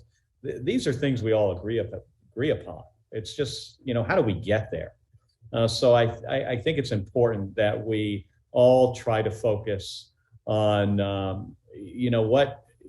where is the common ground, and try to not focus so much on those things that divide us. And that's gonna, working together as a team, and the team being, all US citizens, that's how we're gonna face the threats that are out there, and they're significant. I mean, the threats to our national security are substantial. And as we face them in the coming decades, the best way we can do this is to be united as a team. So I think we can all do a better job at working towards those goals. And what's really a related question, Senator, I know you've been very busy over the last several weeks responding to the situation in Afghanistan. Is it too soon to ask, what are the lessons we should take from our 20-year adventure there, and especially the events of the last 2 weeks or a few weeks? And, maybe what are the wrong lessons we could draw from this experience? Well, I think one of the biggest lessons is, when we make a decision to put ground troops in a foreign land, what's the exit strategy? I mean, when you look throughout history, you typically deploy ground troops to take territory and to keep it. Obviously not the goal we had in Afghanistan. But when we achieve, we should have had a set of objectives, and when we achieved those objectives, it should have been time to bring the folks on the ground home. There's only so much we can do through air power, through a naval force. Often you have to put the guy on the ground, but we also have a plan. We need to have a plan on when are we going to get them out, and that should never be a plan that would go for 20 years. I think the second part of your question about what are the lessons, I think you said that we really maybe shouldn't take away from this. I think, well, let me start about one other lesson we should get from this is that our analysis of situations, we shouldn't be drinking our own Kool-Aid and think we have everything figured out. I mean, as we looked at the end game here in Afghanistan and pulling out, the consensus among the intelligence community, among some really smart people that analyze these situations, was that Kabul could fall in 6 to 12 months. Well, it took about 12 days. So one lesson is that we're not as smart as we think we are. And I think it's important that we remind ourselves that. I used to tell my shuttle crew members, sometimes that none of us is as dumb as all of us. That sometimes you can come together as a team and you think because you've talked to everybody, you got the right decision. Sometimes a team of people can make a really bad decision. How we as a country, exited Afghanistan, it could have been done much better. These things are highly dynamic and unpredictable. We certainly didn't expect the Afghan military to fold like it did, and the Afghan government to just leave.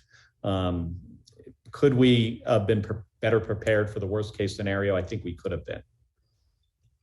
To return just in closing to our topic, which is about the role of Congress. There's as a veteran, all of us have been doing a lot of soul searching about the way things went in Afghanistan. You're relatively new to the Congress, to the Senate. Do you think, when you talk about our collective ability to make bad decisions, do you think that the Congress could have asserted itself more, or could it in the future, to prevent those kinds of bad decisions? Yeah, sure. But I think Congress is also very capable of making bad decisions as well. We've seen that, throughout history. The future is hard to predict, and we don't have all the answers. I think consensus is a positive thing, but we also have to be very thoughtful and try to get as much data we can on the situation, try to make smart decisions. Congressional oversight of the executive branch of government is incredibly important to the functioning of our government, to our democracy.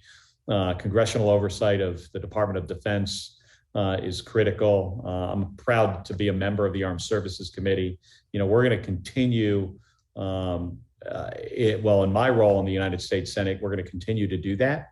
I think we all have to just strive to, do a better job and to realize that the world is a changing place. It's a dangerous place. We need to be prepared. And it is Congress's role to provide that oversight. And we need to work hard to do a good job at it. Senator Kelly, thank you so much for sharing your insights with us. Thanks for your continued service. We look forward to seeing you here in Arizona when we can. Well, I'm here in Arizona now. I'd love to see you in person and maybe do this again in person, Ryan. We got to get through this pandemic. I mean, this is a national security issue for us as well. So for folks out there watching this who aren't vaccinated yet, I just want to say it's safe, it's well tested, it's effective. It's the only thing that's going to get us through this. And it is a national security issue for us. So thank you, everybody, for listening today. Thanks. Very wise words from Senator Kelly, and thank you, Ryan Shaw, for moderating that discussion. Thanks, all of you, for joining us over the past couple of days.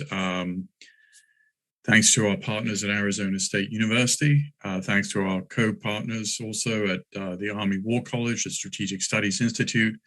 Thanks also to Joint Special Operations University. I want to thank Dr. Carol Evans at the Army War College in particular, and Colonel Ike Wilson, the president of Joint Special Operations University, for their collaboration on this. I want to thank my partner at Arizona State, Daniel Rothenberg, for all his brilliant work and for our partnership, which has gone on now for more than 7 years.